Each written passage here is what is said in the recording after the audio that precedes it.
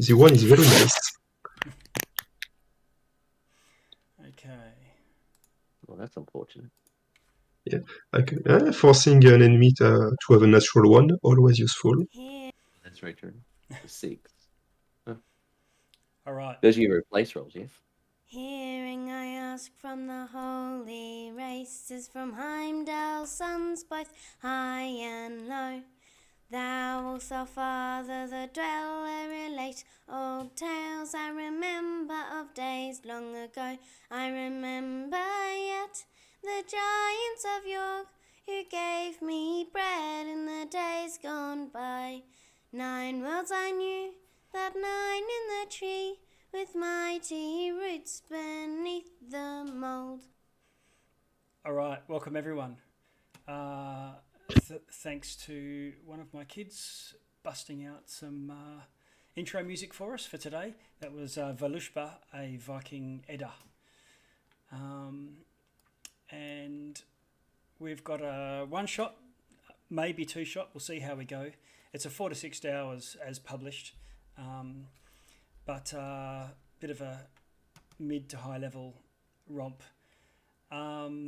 I don't think anyone in the game today has played in the Flurry of Flows 1-shots or campaigns or things before. I did back in August. Oh wow! Okay, so and what was that one? Yeah. One of the Feywild ones. Yeah, I think it was called Three Tales or something. Yeah. I did a couple of 1-shots that were sort of Fey centric in the lead up to the publication of Wild Beyond the Witchlight. Okay. Yeah, Well, welcome back. So what I might do is, by means of introduction, you are this group, this party of heroes in the local region are all hanging around having a chat. There's 3 of you for now. A couple are not available or off doing downtime activities. And let's see, and as many adventures start, you are starting in a bar. So what we'll kick off with is maybe get each person, we'll go through each of the 3 characters that are there, to just introduce themselves as much as they wish, but you can happy to focus on your character, what the rest of your party would know if you had adventured a long time together. You might have come up from level 1 or level 5 or so to get to level 13, the lofty heights where you are now. And what sort of distinguishable things, either behavioural or look or dress or whatnot. So we'll start off, I'm just going top left here. Laureate, would you be able to introduce your character for us? Oh, hi. I am Laureate, bugbear, evidently. I'm I don't know how to differentiate like game terms, and just because the first thing I was gonna say was like fighter level 8, artificer level 5, Right. but that's not very fictiony. No. Um, uh, What but sort of fighter are you? I'm a magic-y one. Okay. I picked up uh the academic, or the arcane academic crafts from my dad, and I have this spell book he gave me to carry around with me. I don't super need it because I'm not a wizard, but it's just like, it's kind of like a journal, kind of like writing down spells that I might remember. Right. But it's a lot of like instinctual stuff. And I also, from my mother, she taught me a lot of like blacksmithing, and with that, I kind of combined like what I've learned from both parents to just make little like tinkering, uh, um, critters, and I have one with me that's lasted the longest. Sparky. I'm not super good with making creative names, but he's my little well, the name is Giant Fire Beetle, but he's not very giant. Okay. Um, it's what I modeled him after. We can see him on screen next to you there. Yeah. uh, they them pronouns. Yeah, I'm.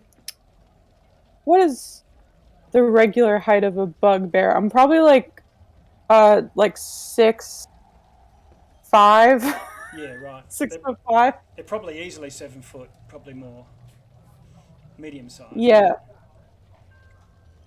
Um. Okay. It sounds like, being a fighter or fighter of martial classes, even Artificer is a bit of a martial class, but with a calling to magic and tinkering. Yeah, I just I don't know. I wanted to try a little bit of everything. Yep. Um. Yeah. I Let me know when I should stop monologuing and get on to the next person. That's fine. Okay. We might go on to Cuff now because we'll learn more about everyone as they get to flex and start showing us what they do rather than describing Yeah. it. So, how about you, Cuff? Well, my name's Cuff. I kind of used to be a pirate. I've sailed many of the seven seas around the Sword Coast. He's kind of he's a rune knight, but he's a tavern brawler kind of build. So he tends to get himself into a lot of fights. He loves his fisticuffs, and that's pretty much where his name came from. But he found himself winning a whole stack of fights, and he was kind of someone took notice and offered him a place in like underground fights, and he's kind of been building his way up the ranks, trying to get to that point of the championship. But he's kind of been traveling around the land and training with all kinds, and so for quite a while he trained with the giants, learned a lot of their techniques, a lot of their magics, and it's really helped him out, and yeah, now he's kind of a bit of a downtime, trying to earn a bit of coin, get any training in he can while he can, and just crack a few skulls. Well, So it's a bit of a bruiser. bit of a bruiser. I mean, Okay. he has no problems getting right up in there and just conking you right under the chin. Okay. And you and Laureate and Abraham, for that matter, will have travelled together for some time. Oh, absolutely. Enough My to. mates. Yeah. Okay, so in that case, what about you, Abraham? So Abraham is a human, as you can see. Always has his raven on his shoulder. It is a magical familiar, so from time to time you can see that he may turn blank and the raven may start flapping around or something, if he sees something of interest. Right. So to speak more of the meta side is a wizard, divination one.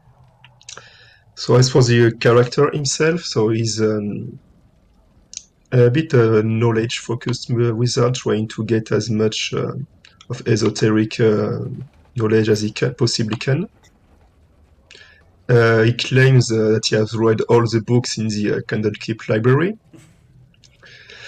or at least most of the useful ones, and that will probably be it. Okay. Yeah. So also tries to find some ancient texts, and he claims to have Nevery's scrolls, but as he can't read the language on it, it could just be a scroll with random bullcrap written on it. Okay. And I might have missed it, but you mentioned your speciality in wizardcraft. Yeah, in divination Okay. magic. Okay. An augur or a seer or some sort. Yeah, in the Harry Potter terminology, the aura. yeah, like Okay. Awesome. yeah, in a bit in that sense, yeah. Yeah. Now I do have someone else here. I think there's Krader is yet to join us, and there's no Janara. I think it will be coming on part way through, like shortly into the adventure. but rather than introduce that character now, I might just jump straight into this scene for you, if that's okay, Todd. Yeah, sure. Yep. Yep. So the three of you have, I won't elaborate, but you've done um, deeds or missions that have brought you some level of fame in the local region, not just the local city. You're within a fairly large city far to the north on the coast at the moment. Again, I won't go into which land and which realm and which particular city it is. You can throw your Neverwinters and your Waterdeeps and whatnot around, but it's not really relevant for this. But throughout this land, you're quite famous. In particular, with not so much the authorities, but with those who like to assure the safety and security of the population and civilization, at large, but from the shadows or from, without being overtly political about it. Yeah, I thought you were gonna say like you're more famous with people that, and you paused, and I thought you were saying with people that like to party. Yeah, yeah. I'm sure you've had your fair share of feasts and banquets and things, especially in celebrating whatever recent recent successes you'd had. And in fact, you've actually got quite a bit of money up your sleeve. And what brings you here today is you've arrived at this tavern just to meet up, because you're about to head out to meet up with a character that you're supposed to try and rendezvous with and assist as you see fit. There's not a particular go here, do this, kill them, type of thing. It's might have been mentors or peers of Abraham's. The masters of divination have seen that there is a threat to this entire region from attack, and they don't know what that threat is or what that obstacle is, but they know that there's someone who may know more that you can try and find. The augurs have foretold that this is not a mission for spies and bounty hunters, but people who are very capable in defending themselves. Hence, more of professional adventurers, such as yourselves. And so you're here sharing a drink, catching up. You may have come here separately. Laureate Cuff and Abraham, bemoaning the loss of two of your number that weren't able to meet up because of other commitments. They're off doing other missions or heroic deeds or other quests themselves. But there's a quarter nearby, the dock quarter, where you're supposed to be investigating and having a snoop around this region, looking for this shadowy figure.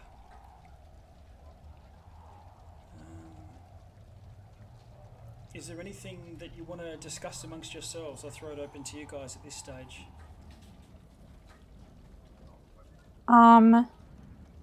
So this isn't usually where my head is at, but it's the first thing I thought of. What's like, is this like something that's gonna pay, or is this more just like kind of a public service thing? A bit of both. So you've been well provisioned and well looked after by the local authorities, and they pay, and the local Wizards Guild pays good money and gives you first pick of things that come across their hands of magic items.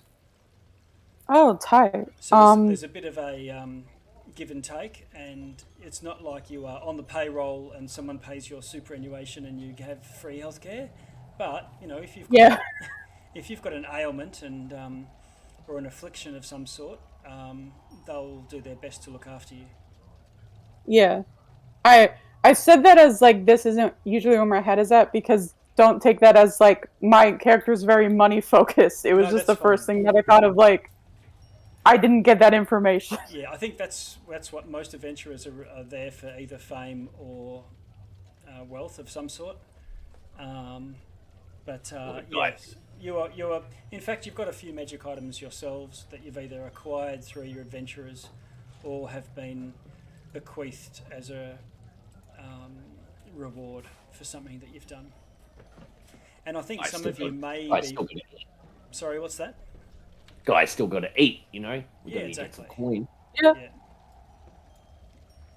Okay. I guess that's my next question is the food here good? Right. Okay, now,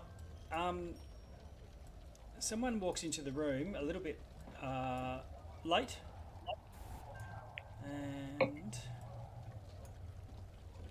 you know, as happens in westerns, the doors go,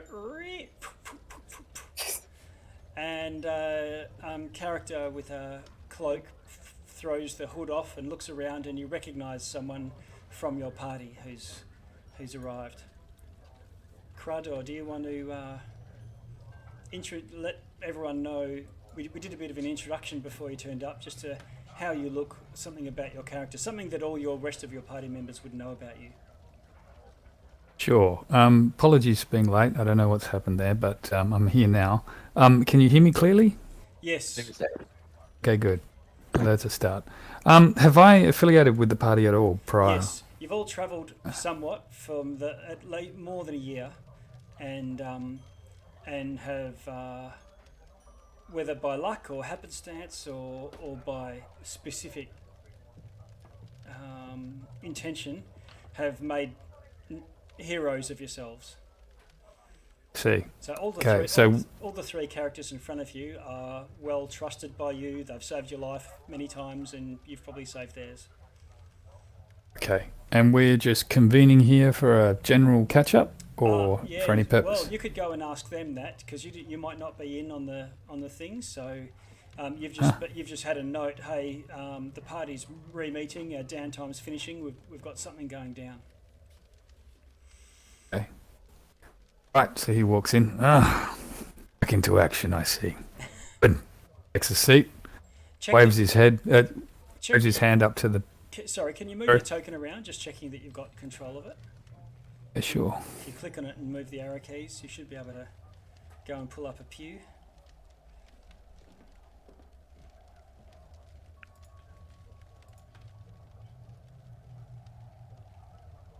Have you got cuff?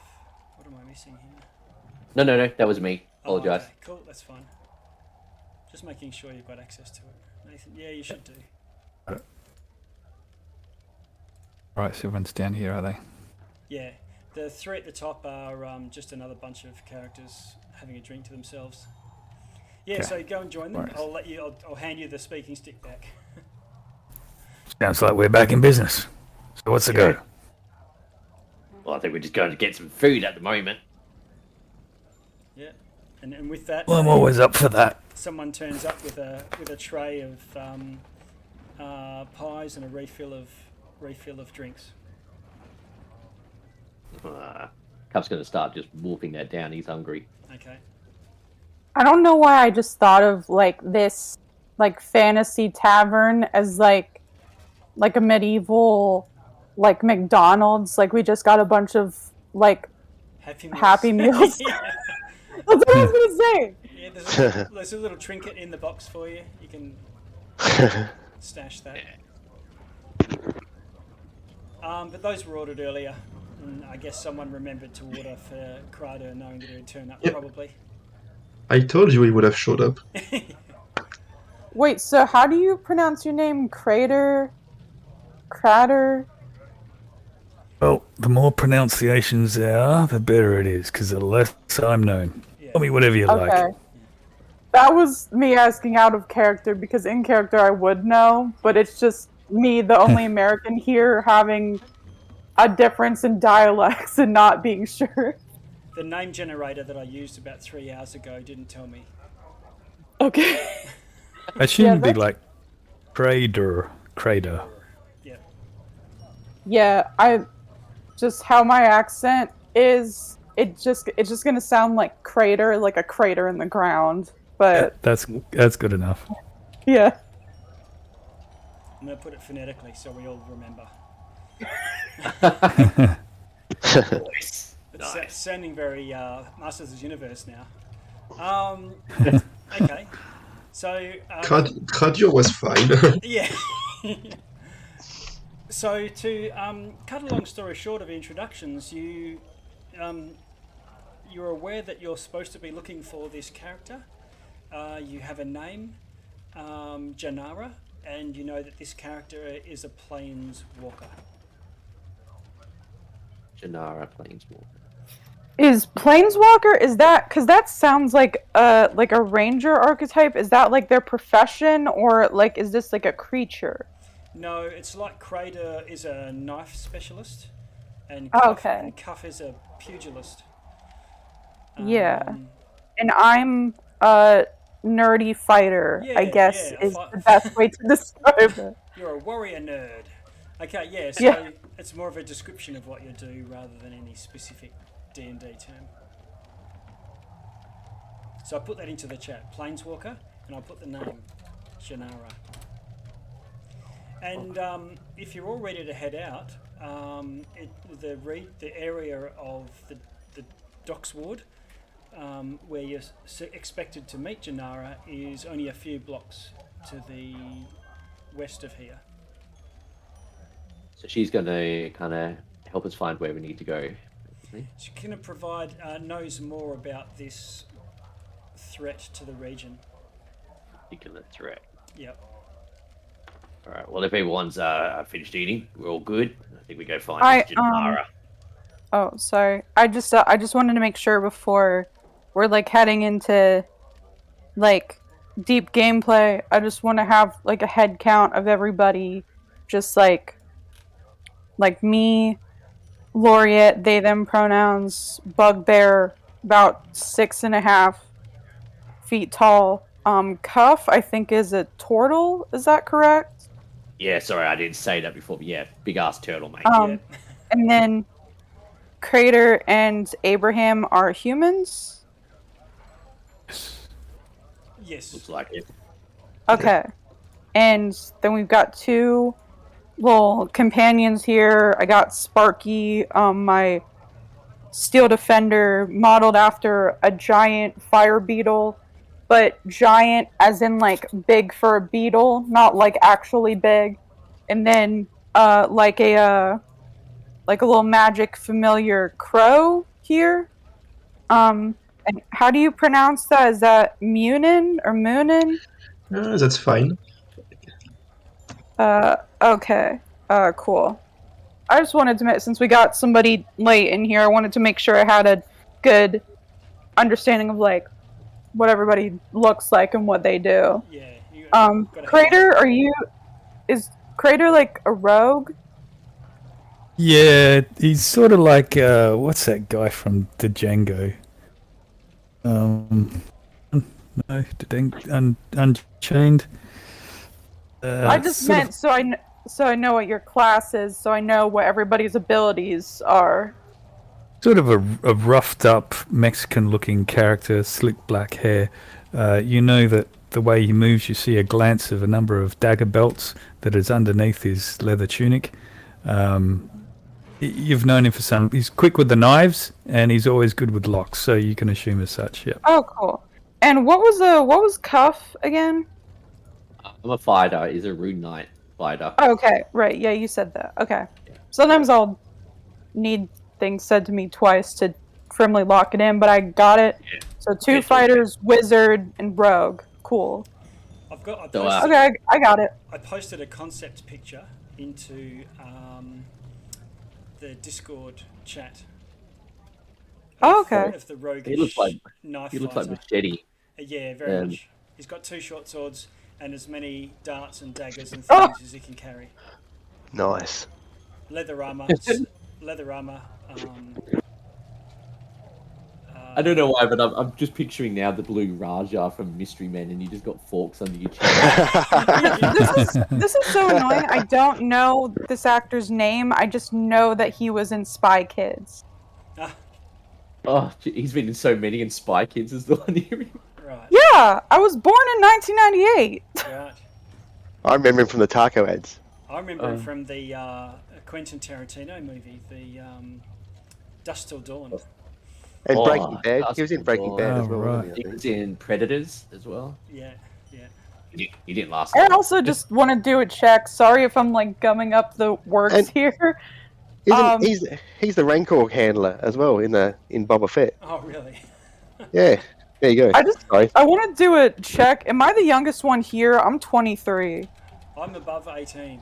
That's Okay. that's You all.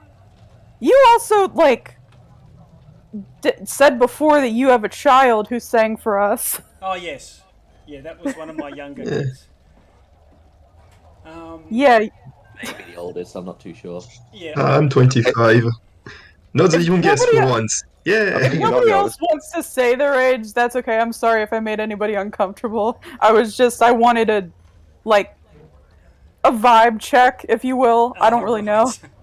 Well, I hit 41 this year. I think I'm possibly the eldest here. No, Oh, you're not. congratulations. I don't know when your birthday is, but happy birthday. Oh, it's not till June, but we're good. But thanks. Oh, me too. Gemini. Cancer. I'm 49, so there you go. You're not the oldest. Oh, There you go. nice. I've been doing this for way too long.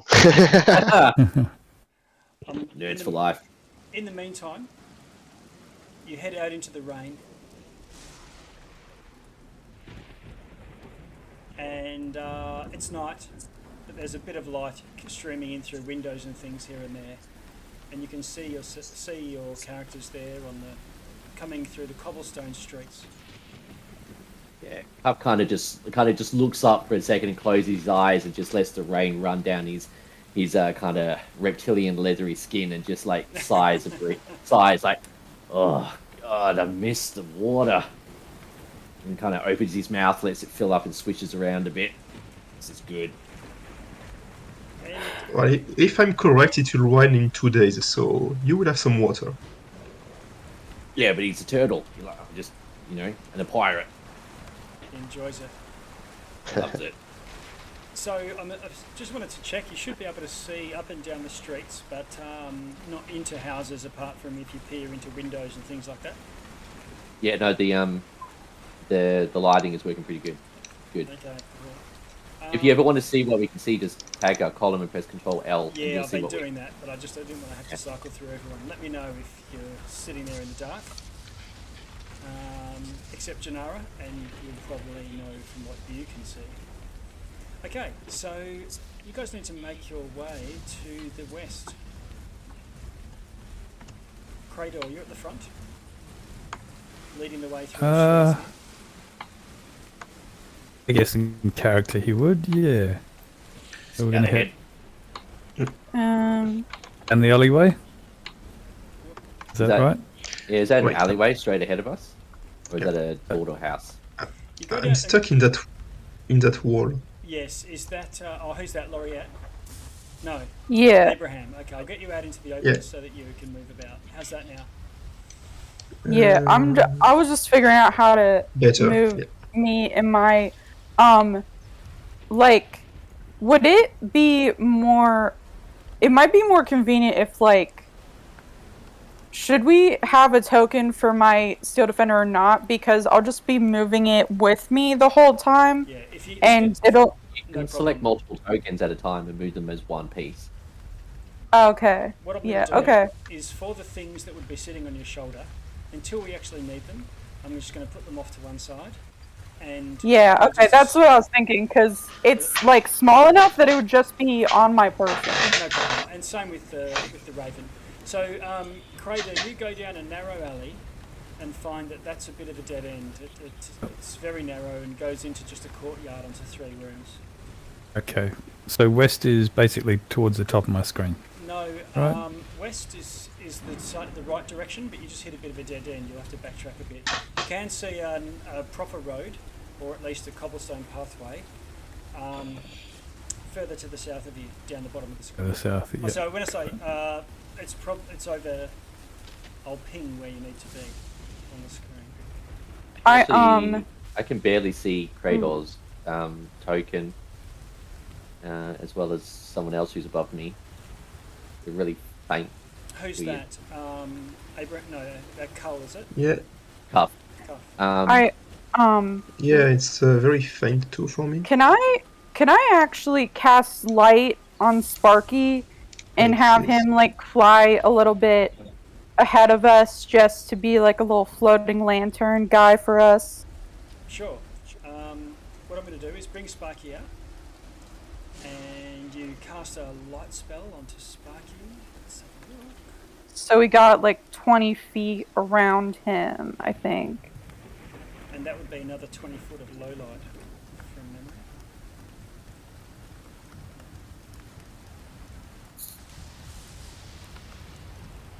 There we go. I can see everyone. Oh, so it's real tight in here. Yeah, there's lots of... it's a bit of a warren. Did we go out like the back door of this fantasy McDonald's? No, you just headed out onto the street, and now you've found your way to the west. Oh, okay. So it's just tight streets. Yeah, 10 foot wide.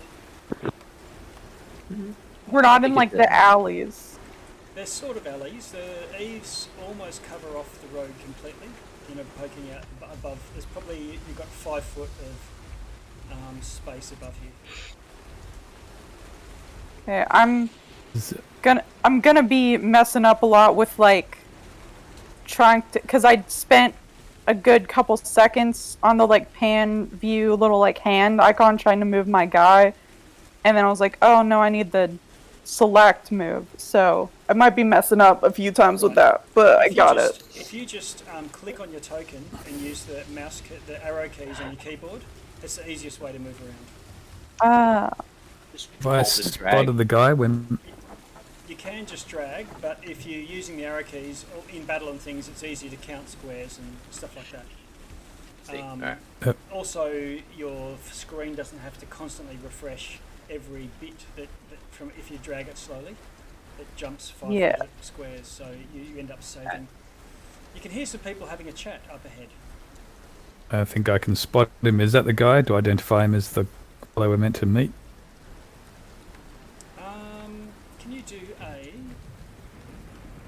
investigation for me? Can I assist? Yes, you can. If you need light, my little guy's gonna come up with you and just be a little. Okay. I was assisting you, Krator. You can go again. Yeah. 2 rolls for Krator. Sorry, I'm assuming assisting is given advantage. It is. Yeah. That's usually why I have familiars, because I love getting the help action. Okay. All right. So you can see, and you can see that there's 2 people now, and it looks like they're just having a chat, staying out of the rain. Too sure if those are the ones we're supposed to meet. Do we even know what this Jemama person looks like? No. Planeswalker. Yeah. A character turns around the corner and is robed, hooded, with like a veil type thing, like really, what would you call it? Wet weather gear. I whispered to the group, that's not the one I spotted. But when they see you, they sort of pause and take a step back into the further away down the road, and they turn. Yep. Sorry. Where you go, Laureate? Yeah. Can I cast message to that person and being like, "Hey, we're friends." Okay. A doorway opens as this figure just sort of stands looking at you. I guess maybe considering what you're saying. It's a bit hard to say because you can't see any expression. It's night time, so it's dark. Even those of you with dark vision can only see shades of grey. I say in their head, or if I can speak to them openly. I don't know if that's the play, but just I'll keep doing message. Like, hi, I'm Laureate. Are you Janara? Did you need help from us? Okay, let's have a look.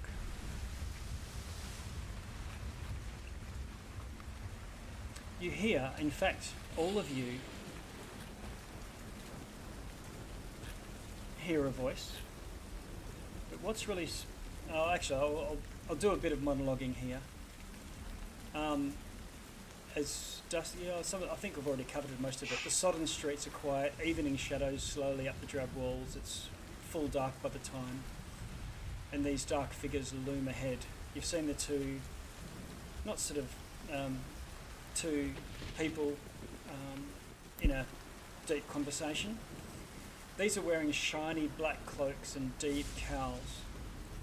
And you hear a voice, but this is not a reply to your message, Laureate. This is a voice that you may have experienced it before. It's inside your head. And it's sort of like a whisper, or sort of like many voices all at once. And it says, "Tell us where the gift is and live." The gift? The gift. I'll put it into the chat for you. Okay. No, I could tell you were saying gift. I think Laureate thought that you were saying gifts, and I'm like, is it? I don't know. Yeah. Tell us where the gift is, and you shall live. The voice is low, completely expressionless, toneless, and it's heard within the mind rather than through the ears. And you hear another voice, and it's more like a chorus. You know how someone says something, and then a bunch of people say it again? All hail Tiamat, all hail Tiamat.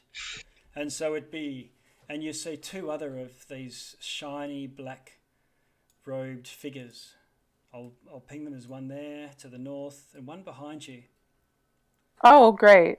And you hear a chorus of three voices say, "Tell us where the gift is and live." This time the chorus is more insistent, and the cloaked figures seem to shift in a way that's both impatient and menacing. Is this just in common? You hear it as common. Yes. Okay. Hi. Sorry if there was some kind of miscommunication. If like your bosses or higher ups told us that we know where Agith is. I am personally not affiliated with any Giths. I've seen them in my travels, but is there a specific, like, do they have a name?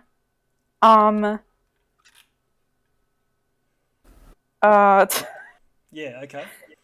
And in response to that, the one that is to the front that you first saw turns and... This is still a message because I think that, like, it's since they're doing, like, cool stuff. Mental group, I think because they're doing mental group chats, I think that we're just still doing message. Two figures come strolling around the corner here, and it's really odd. They're halflings, and they look like they're fit for adventure. Hey. As you can see. Do we recognize them?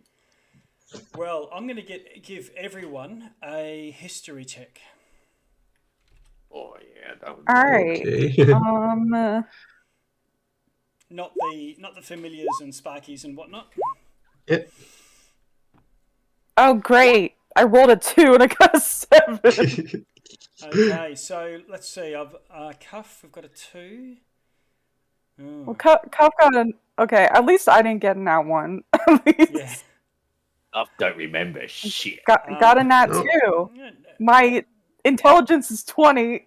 Cradle Let's go. maybe. They seem familiar to you because they're all dual wielding. They've got a melee weapon in either hand that is uncommon, particularly considering all these halflings of wearing plate mail armor. Wait, can Sparky give me the help action on this? No. This is a check your memory, and you haven't had time to confer with Sparky on whether you got on your notes. But Abraham, you recognise these guys instantly. These are a relatively famous group of adventurers, the Knee-High Knights. Oh, that name's so cute. Yeah. What do I know of these guys?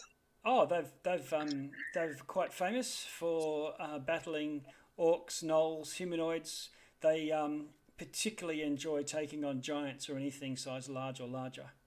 It tickles their fancy to take the David and Goliath sort of role. Mm. But these people, these four halflings, they've got blank expressions as they walk around, and they're looking at you with a completely dead eyes. Not dead as in zombie. Yeah, so Bram is going to take one step forward and address like the two halflings in front of him. Wait, are those the he will say- halflings or the other people that appeared to our right? Both. Here behind to the left. Oh, Well, they okay. we're encircled. There's four halflings. They're Yeah. here and here. I can only see two. I really want to call them the ankle biters. Yeah. I really so want to call he's them the ankle going biters. to address this pair of halflings and like, Okay. well, you're the knee-high knights, right? What are you doing with these people? And I will use message on this one over here Okay. and try and repeat what I said and try to see if he reacts. Can you roll a persuasion for me? Oh. Ooh, nice. Okay, all right. Your message seems to ring a bell. Like his dead eyes take on a very momentary wakefulness and a recognition that someone has spoken to him. And he looks into your eyes for the first time, and in common, just says to you, "Run." And then his eyes go dead again. Oh. Okay, so I will quickly use message again and send to all. Do I have the group message? I think it's only Abraham. You would Yeah, have only heard Alex. him say run. So the others are just sort of waiting for. They would have heard you talking, and then you would have cast your message. But what you all do here, as you're casting a message to the others, is the voice in your head. This time, it doesn't seem to be addressing you. This figure in robes at the back points to you, Abraham, but looks down at the two halflings in front of it, and it whispers again in that completely toneless voice. Hold up. And it says, "Keep the weak one alive. Kill the rest." Who's the weak one? Hold up.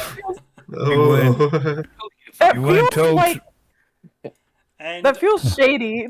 And I will You weren't. get everyone to roll initiative. Shit. The weak, like saying the weak one and not specifying sounds like subtweeting. Like, you know who you are out there. I don't. He pointed At the me, you same- know. At the Okay. same time that this is happening, Yeah. I would have responded with, "We weren't told to bring the gift. Would have to fetch it." I know it's still initiative, so we'll break it out. But Do I have to type in my my Okay. initiative because it doesn't appear in the turn order? So You got to select your token, what we'll do then is roll. Yeah, the way you get your initiative in there is highlight your token so that it's selected, and then roll your initiative in D&D Beyond, and that will put you into the turn order. And what we'll do? Well, I already rolled it though, so like, do you want me to keep that one? No, just do it until it works, and keep the one that works. So same thing. If I say, hey, do a history check, and you accidentally roll. Okay, I did one better than my first one. That would have sucked if it was worse. Yes, but that's why we have the convention. Makes it simple as the first one that is accurate and works. So, and I believe that. Oh, sorry. Does my Steel Defender just go on mine? Yeah, I think it specifically says it goes immediately after you. It does. Immediately after you turn out. Yeah, I played Battlesmith before. Oh, I forgot that I put in. Oh, and I also didn't even need to cast light on him because giant fire beetles, they have a feature called illumination. So I didn't even need to do that. Right. But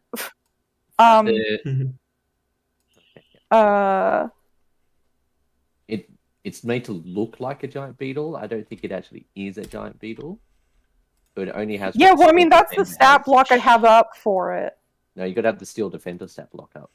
Yeah, but like when you go to extras and like you can, like, it says Battlesmith Defender, and then that, like, you choose like a stat block for that. Interesting. At least that's what I did. It's what worked for me.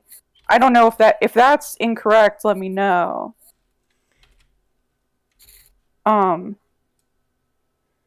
it just has. I'm fine to. We'll have a look at it after the combat. Okay. Give it the benefit of the doubt for now, and we'll get onto it.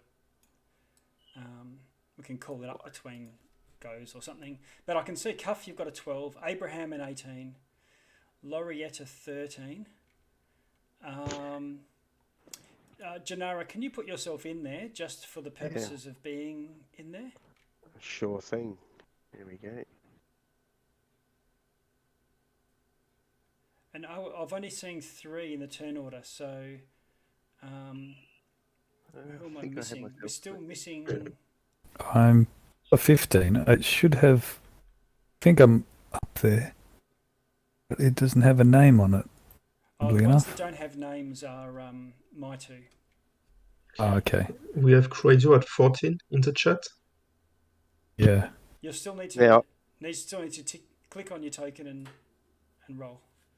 And roll again. Okay, I got you. I thought we were gonna just. Gotcha. That's what Laurie. Should I?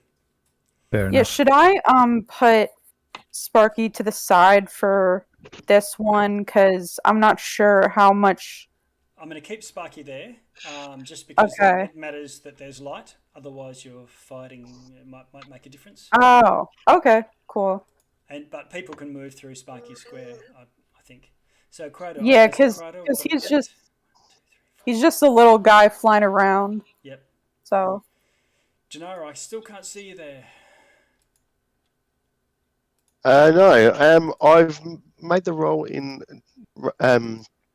D&D Beyond, but I don't have it coming through to roll 20. So click on your token so that it's highlighted in roll 20, and you can see points and all that, and then roll initiative in D&D Beyond. Okay, I'm highlighting it, but I don't know if I've got the right access to the token. I can't see the little bubbles above it. Okay, let's have a look. Oh, there we go. All right, let's try that. Are you in it? Yep. Did that work? I am unclear who we are fighting because, like, the halfling said run, but I mean, you don't know that technically. Yeah, I don't know. So, like, what don't we know? Like, I feel like there's imperative information that we don't have. No. I think that you know that we are getting ambushed by what appears to be cultists of Tiamat and a bunch of famous halfling adventurers. Yeah, but are we hurting the adventurers? I don't know. Until they make their move. We'll find out soon enough. Gennaro, Sorry. what was your role? I'm just going to put it in for the sake of brevity. Okay, the first one I rolled a 2 Okay. for a total of 4. Boomski. Sorry, 6. 6. Oh, makes no difference there. Okay, so we sort the order. Descending. Abraham, you are first. So, as a reaction to seeing this slick black Neo-looking, Morpheus-looking character with a veil and a hood, point at you and say, "Kill the weak one.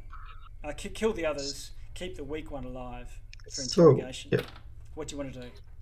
So Abraham is going to move back, join the others, and cast a wall of fire right in front of these 2 halflings to Oh, block the dope. way. Okay.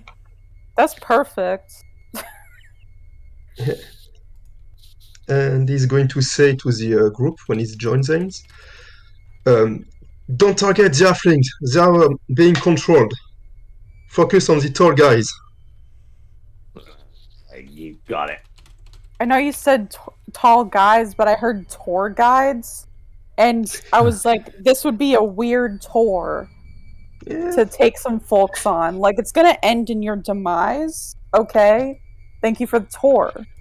Yeah, I mean, it's adventurous special type of tour, you know? To the left, you'll see the face I'm going to punch. Oh, that's cool. You got a wall of fire up there. Okay, so a wall of fire goes blasting across in front of the halflings. Yeah, you may want to move Sparky out of here, Lariat. Which is the hot side? Yeah. It's 10 feet.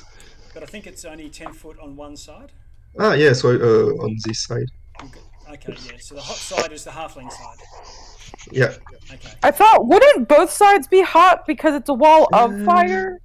No, as one side of the wall, yeah. As the spell. Only one. Oh, okay. All right. So the other side's just cold fire. So the halflings go, and 2 of them just rush in. One at you, Laureate, and one at Cuff. They're wielding short swords. What is your armor class, Laureate? 19. Okay. We have a longsword. Sorry, longsword in one hand. Also, DM. When the wall appears, the creatures in near to it must take dex save. Oh, near to it or in the 5 foot square? In the 10 foot. Let's have a look. I think. See, like when you cast to each creature. Wall of fire. Boomski. Yeah, when the wall appears, each creature within the area must make a dexterity saving throw. Yep. Yeah, within 10 feet of that side or inside the wall. So they're within 10 feet. 10 foot long, 10 Yeah, foot long, the- 1 foot thick. Wall lasts. When the wall appears, each creature in its area must make a dexterity. On one side of the wall, I have a question. Yeah. Did one of us take a bag of holding? No one's got a bag of holding, I don't think. Ah, damn. Because I was going to say, if we can't attack the halflings, we just pack them up and wait. Same damage. Aren't there no air in a bag of holding? Yeah, but You I can't know. put organics in there, I'm pretty sure. Okay. No, it's like if you put one creature in there, they can breathe in there for 10 minutes. If you put 2, they can breathe in there for 5 minutes. I don't know if that's a homebrew thing or like something I just heard on a podcast, but I know that was something that I had heard before. But it doesn't matter because we don't have one. But with the wall of fire, the area of effect is the area of the wall itself. So this 1 foot wide, the area where I've put the picture down.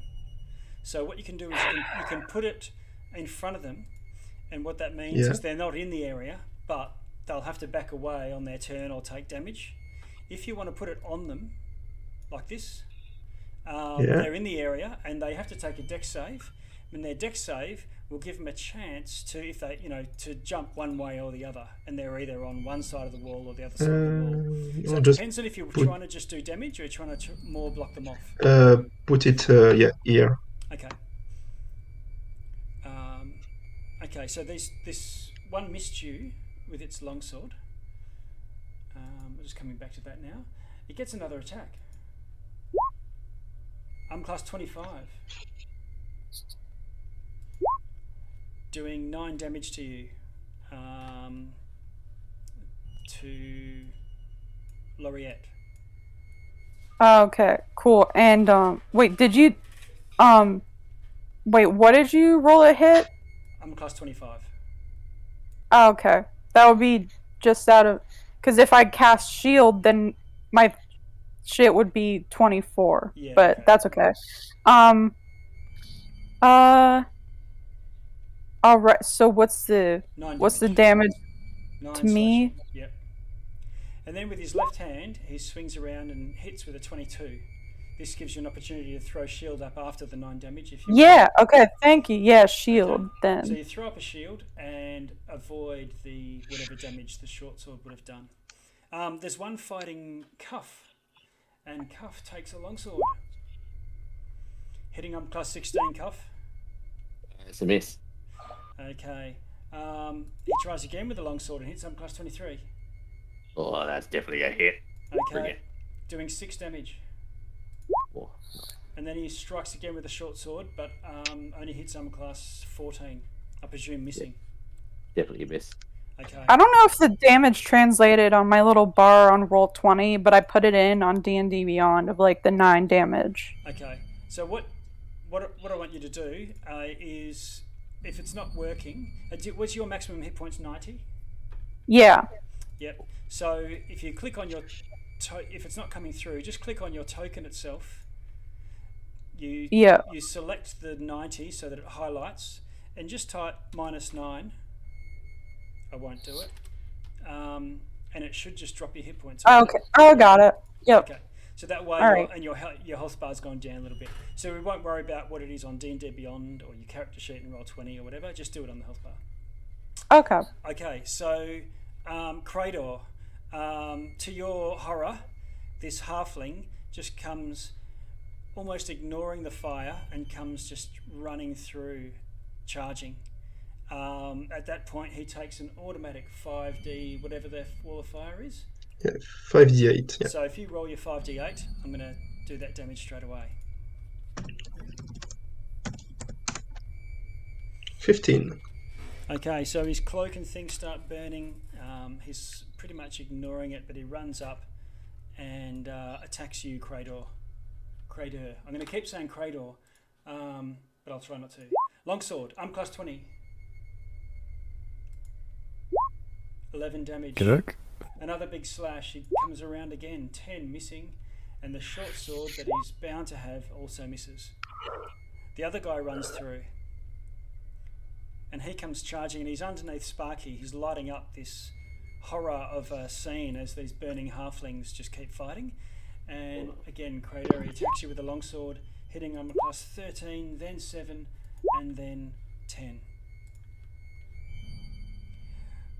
That's all of them attacking. I don't think there's anything else going on. Then these figures go. So I roll. I believe rolling flame damage again. Yes, please. Yeah. And just to And make 23. 23, wow.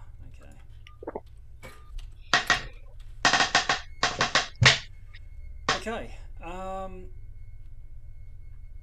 The figure how high is the wall, by the way? Does it join the two buildings? More like maybe like 10 feet tall. Yeah, okay. Description says 20 feet high. Yeah, it can say up to 20 feet. Yeah. Oh, I see. Okay. So let's have me have a look.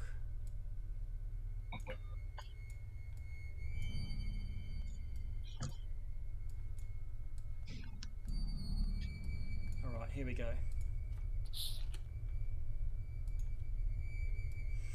Okay, above the wall, Crador and Abraham, you see this this slick figure just floating, rising up. And I'm going to put a dot on him. We can use that for altitude.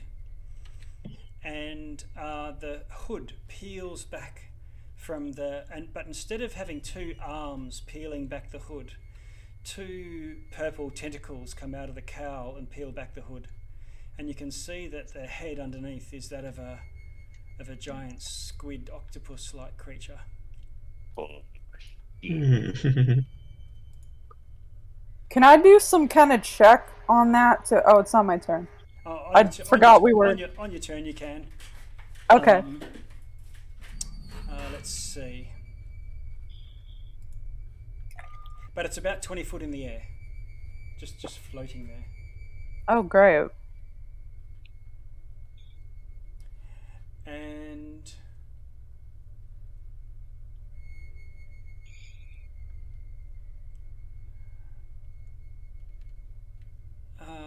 Cuff. Yeah. Can you roll oh no, sorry, Crador, you're probably closest. Crador, can you roll a saving throw, please, versus wisdom?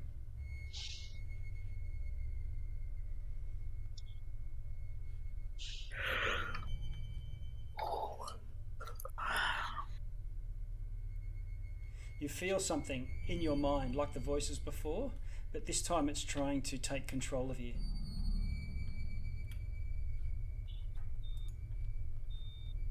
How'd you go?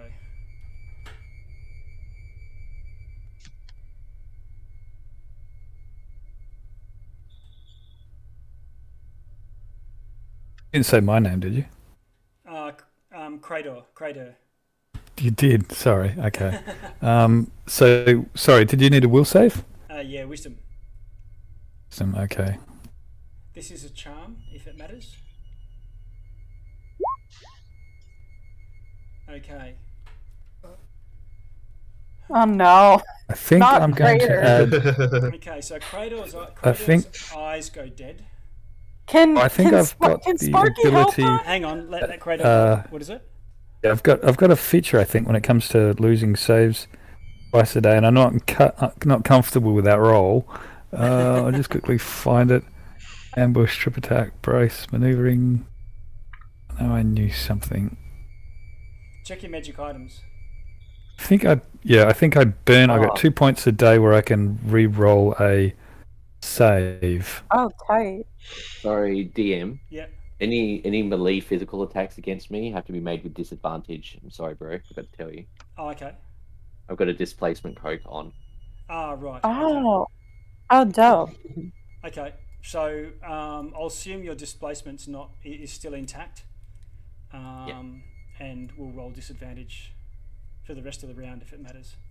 Yeah, that's cool. Because I think when you're hit, after that they then know where you are. That's correct. Yeah, for one round. Sorry about the interruption. Makes no difference anyway. I was just wondering if Sparky could help him with that. No, not with a saving throw. Oh. And you have to, with help, it's not sort of like something that you can just chuck in. He has to know it's coming enough to say, oh, hang on, let me give you a hand with that. So know that he's actually trying to start a fire or unlock something. Visibly, they need to know to be able to, that they're trying to do something, to say that, and offer to give a hand somehow. Okay. Yeah. The Steel Defender has that deflect attack. I think that's what she was talking about. They were talking about. Apologies. Right. So Crador, what did you come up with? You can re-roll, is that right? Yeah, here we go. Okay, so you can re-roll a saving throw. If you fail, you must take the new roll. So there you go. Oh no. Okay. So Crador. The rest of you see Crador's eyes go dead dull. It's at this point. Let's see. I'm assuming I did fail the first one, right? Yes, you did. Okay, sure. Great, mate. You're okay.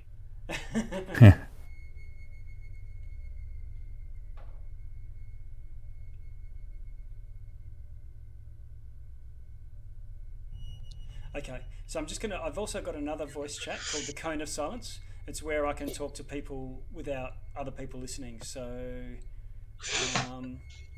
Move across. Is that Bobo? Is Crater? Yeah, that's me. Yep. Okay, here we go. Back in a second. Oh no. Okay, Crater, you got me? Yep. Okay, so he's cast Dominate Monster on you, and is just using all of his action to control you to get you to do what he determines. But I'll just pre let you know what that is, so I don't have to play your character. You can still do that. It's just you're being dominated. Sure. You can use your action to take total and precise control. Until the end of your turn, the creature takes only the actions you choose, doesn't do anything else. So it just wants you to attack Cuff. Cuff. Okay. Just to the No worries. best of your abilities, I guess. But you might to the best of my ability. But it wouldn't know that you have special skills. So, like I don't know, a paladin's divine smite. It would just command you, because it's dominating you, not just giving you a general command and letting you have free will to determine how. But you wouldn't pull out your dagger. You'd pull out your battle axe, or you would still use what is obviously your greatest weapon. Primary weapon. Yeah. Okay. Yeah. No worries. And that might be retreating and just throwing daggers. Even if it means taking a free strike, because you won't care about damage to yourself. There's some of these halflings. Yeah, true. But then, who's my enemy now? Sort of thing. I guess you'll know better. He's okay. And do I to kill Cuff specifically, not your enemies? Yeah. Okay. So, and do I save every round, just out of curiosity, or you get a save every time you take damage. Okay, all right. I'll keep that in mind. Yeah. Okay. Otherwise, you can sort of dominate someone and have them be your slave for 8 hours, so long as they don't take any damage. It's an 8th level spell. All right, no worries. All right, we're going back. Destroying the Mind Flayer will work for that? Hi, everyone. Yeah, once you take out the Mind Flayer, it should be fine. Okay. Let's see.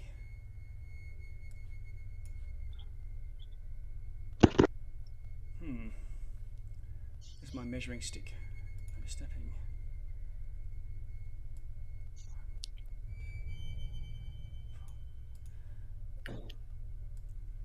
Okay. Yeah, I don't see the Mind Flayer on the turn order board.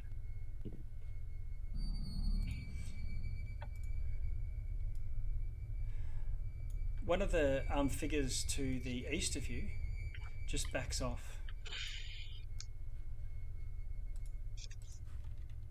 Okay, oh, bye. Nice to meet you. See ya.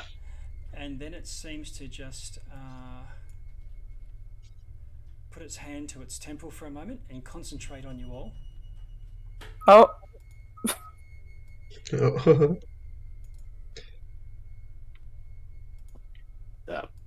What's this now? What's all this now? It's a cone, a sonic blast. It's a very pretty cone. It is. 1, 2, 3, 4, 5, and 6. Wow. It's also big.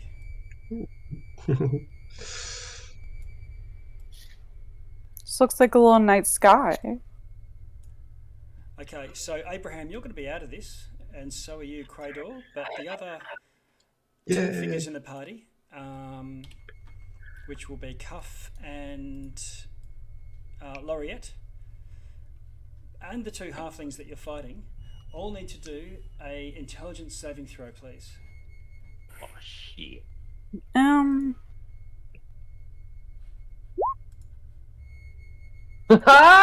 Yeah. Nice. Intelligence saving throws. How are we going? You're needing a 15, by the way. Look at that. Yeah. That's not so stupid now. Okay, so Laureate, you get a 16, and Cuff, you get a 20. Wow. One of the halflings just starts reeling as if he's been punched in the temple.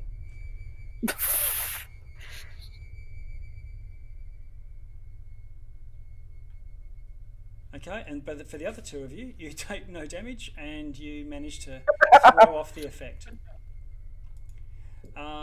This one here, and I'm going to reveal that I just see the little corner of that person up there. I'm just changing a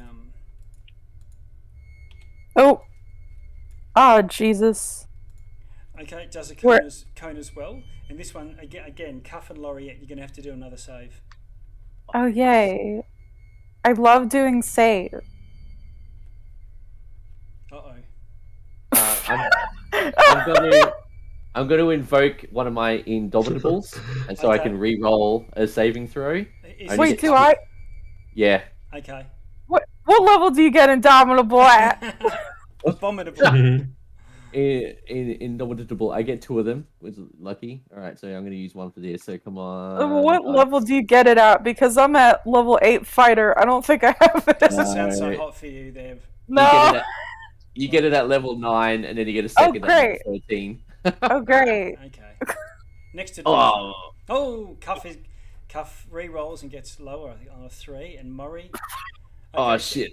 So both of you take. Can I use my last one? Take 20 psychic damage. Oh, cool. Because Indomitable's not a reaction; it's a special, and I've got 2. Can I use 2 in a row? No, you must use the second roll. So I can roll 4 Indomitable twice. Oh, okay, I see what you mean. I'm saying that there's a specific wording which I'm sticking with, that you must take the second roll. So if you take a third roll, you've got 2 conflicting rules. Did you say 20? Right, I found. So 20. 20, do you say? Yeah. And both of you are punch drunk and stunned, which means you're incapacitated. You can't take reactions or actions. Jesus Christ! I was so excited. Your movement weight's 0, and incapacitated sucks. Yeah, it's a bad one. And, whoops, sorry, Laureate, I just passed you by. However, that's both of their turns. So you've taken a blast of damage. I better roll for this halfling too. Both of them. Okay, the second one saves, the one that is stunned, so it doesn't take extra damage. But the other halfling takes 20 damage and is also stunned. I do not give a rat's ass about these halflings. If I can't do anything, well, can Sparky do something? Yeah, what does Sparky want to do? Is there a way for him to get me out of this? You don't know. To wake me up, like I can't tell you if there's a way. You just tell me what Sparky does, and I'll. Wait. So what can get logistically? What can get you out of the stunned condition? Does Sparky know this? What? No. Sparky knows whatever I know, from my understanding. Sparky's now a free agent. He might like to retire to the Bahamas. No, but I thought familiars and steel defenders, you share a psychic link with them. Oh, well, you're stunned. Steel defender is not a familiar. Steel defender is a construct. And either way, you're stunned. Yeah, if he's thinking like you, it's not a good thing. Well, okay, so the only thing that he can do right now is take a bite attack. Okay. Which, it's not very good. It's not a good attack, but it's the only thing that he can do right now. And who is he going to bite? He's gonna, I guess seeing the threat to me, the closest kind of enemy to him, I don't know if he would know that like we shouldn't be attacking it. Well, he understands languages I know. Okay, so he's gonna fly over the wall of fire Yep. onto this bitch over here, Okay. and Bite him. take a bite. Had a bite attack at him. Awesome. Go for it, Sparky, the hero. That's it. It's 1 slashing damage. How much? Oh, he bites armor class 12. Okay, goes and has a chomp, and these little metal. You can see these little buzzsaw. Yeah, just things right on the guy's face, and as you can see there, his full name is Sparky McFly. Yeah. Just right on the octopus, the squid's face. Okay. Just Well, getting. The squid Yeah. throws up an arm, and Sparky bangs against metal. It seems as if this creature might have some sort of metal armor, and he misses a number class 12. Sparky's AC is. It says on He's like for giant fire beetle, it says 13 is his AC. No, not your armor class. You missed armor class. Whatever. Oh. So Sparky did nothing. I knew it wouldn't do anything, He but I was like, figured this out- is the only thing I can do right now. Sparky did something. He figured out that this thing is higher than armor class 12. And he's in its face, and he's lighting it up. It looks that while they're all in the shadows, they try to rise up into the darkness so that you can't even see them. But this thing is now lit up by Sparky. It's like a tracing fire too. However, at the end of your turn, you get to see if you can throw off this mental stunning. So, Laureate, you can roll another wisdom saving throw. You are looking you're looking for a 15. You say wisdom? Yes.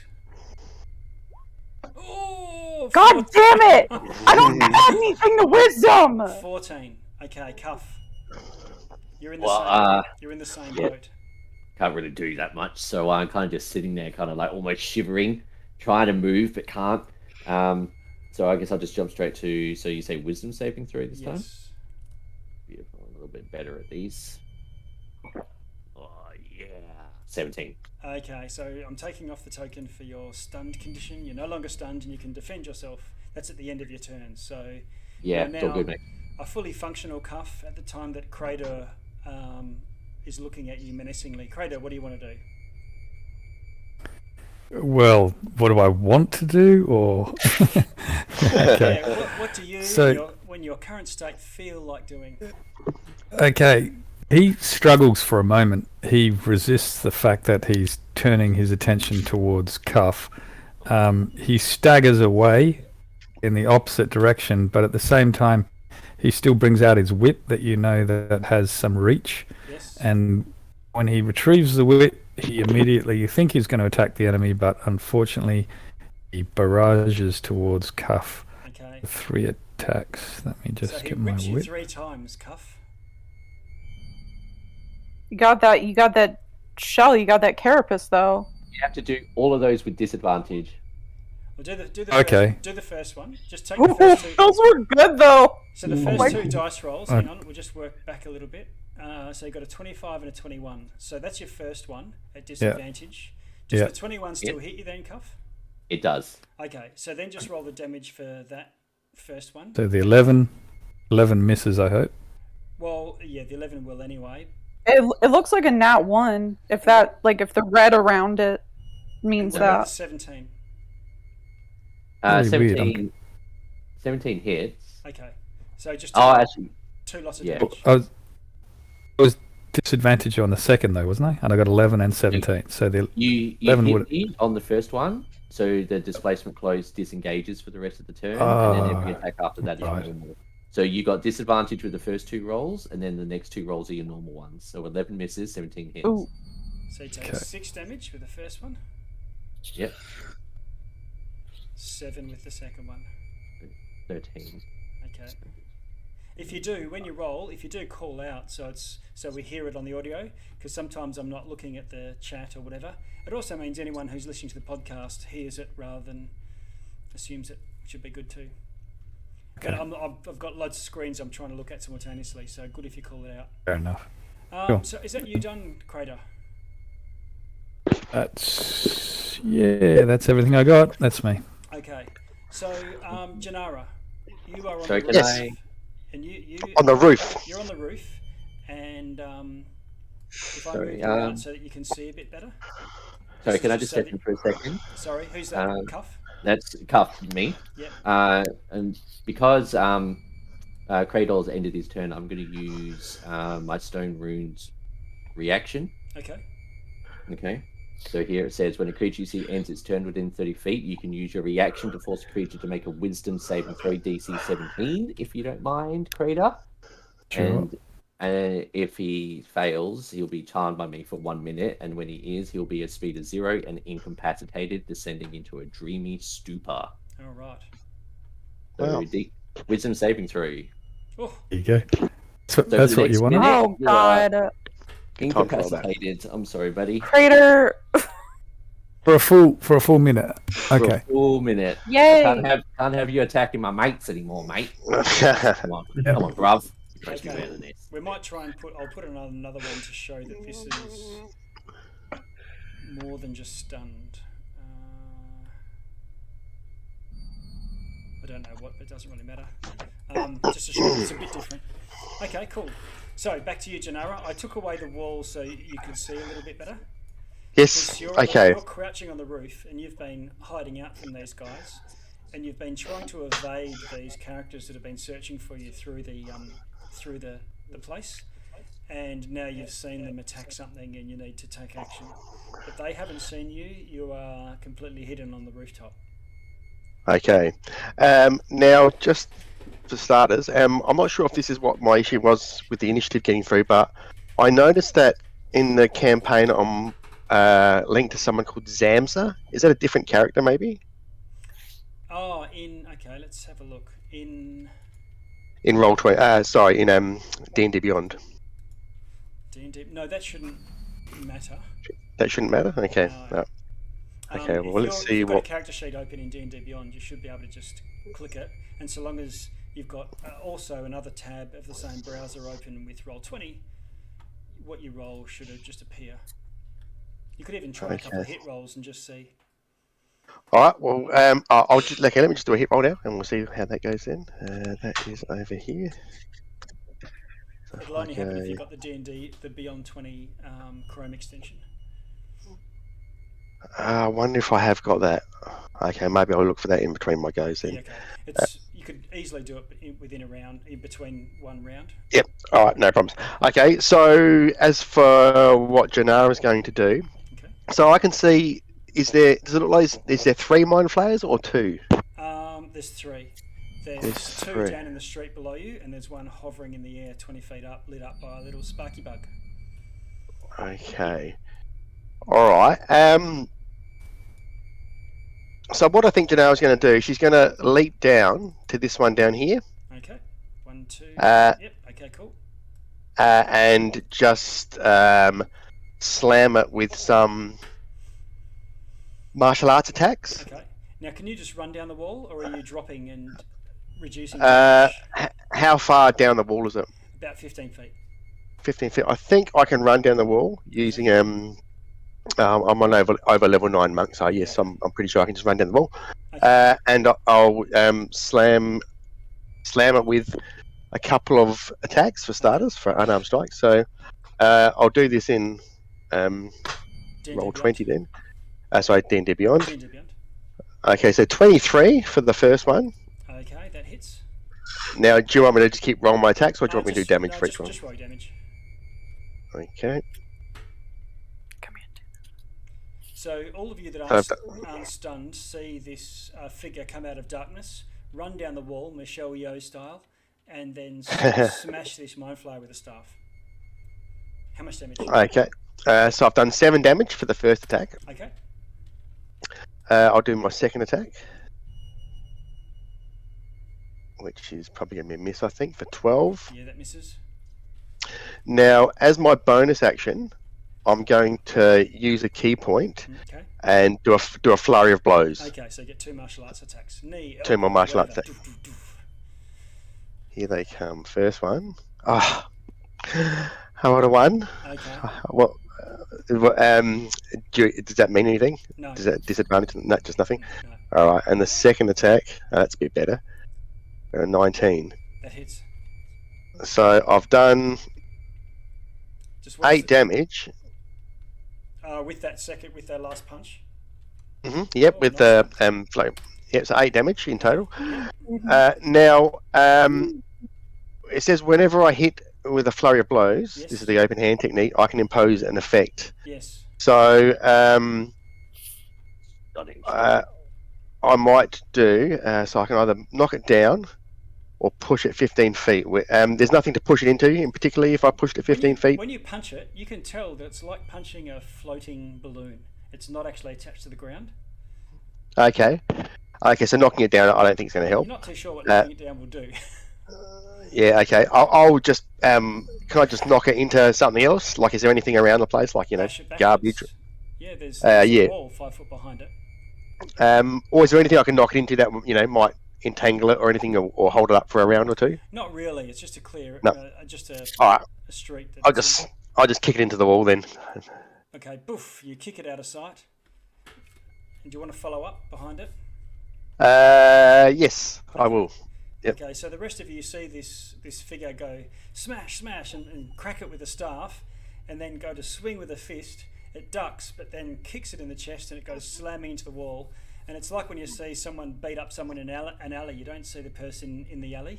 They're just down there by the bins, but this other guy's sort of stinking the boot in and poking with a staff and going ballistic on this mind flayer, who is now out of sight. And Abraham, we're back to you.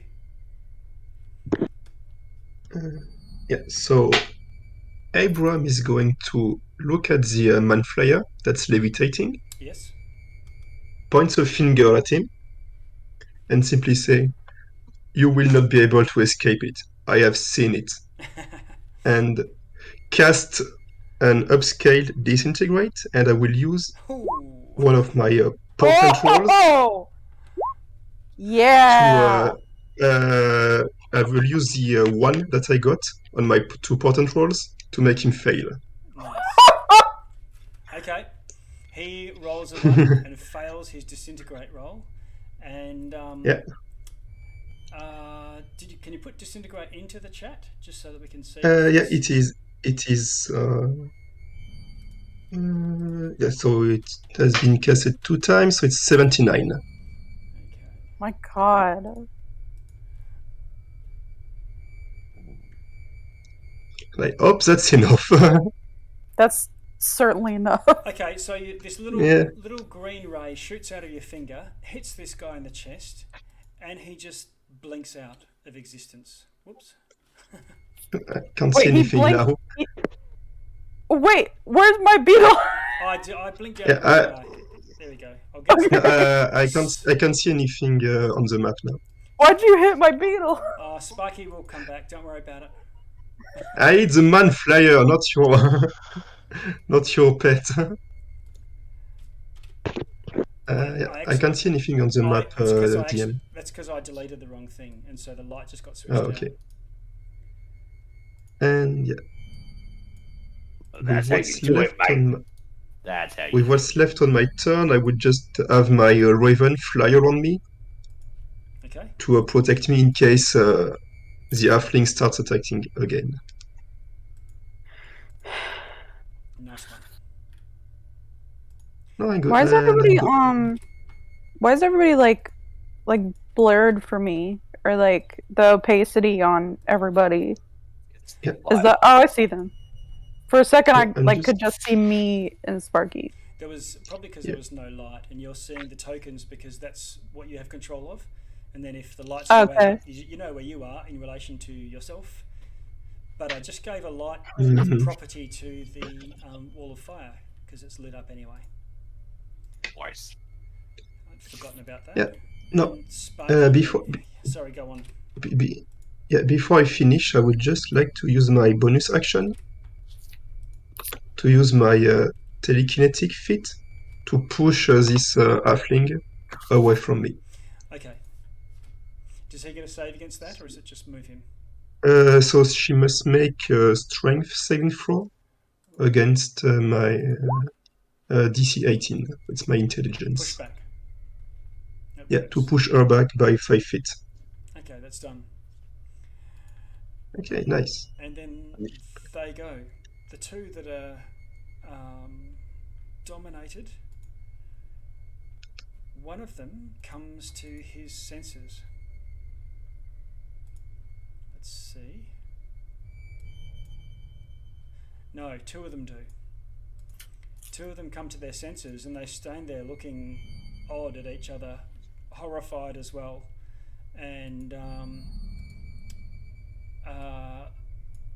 do no action for this turn.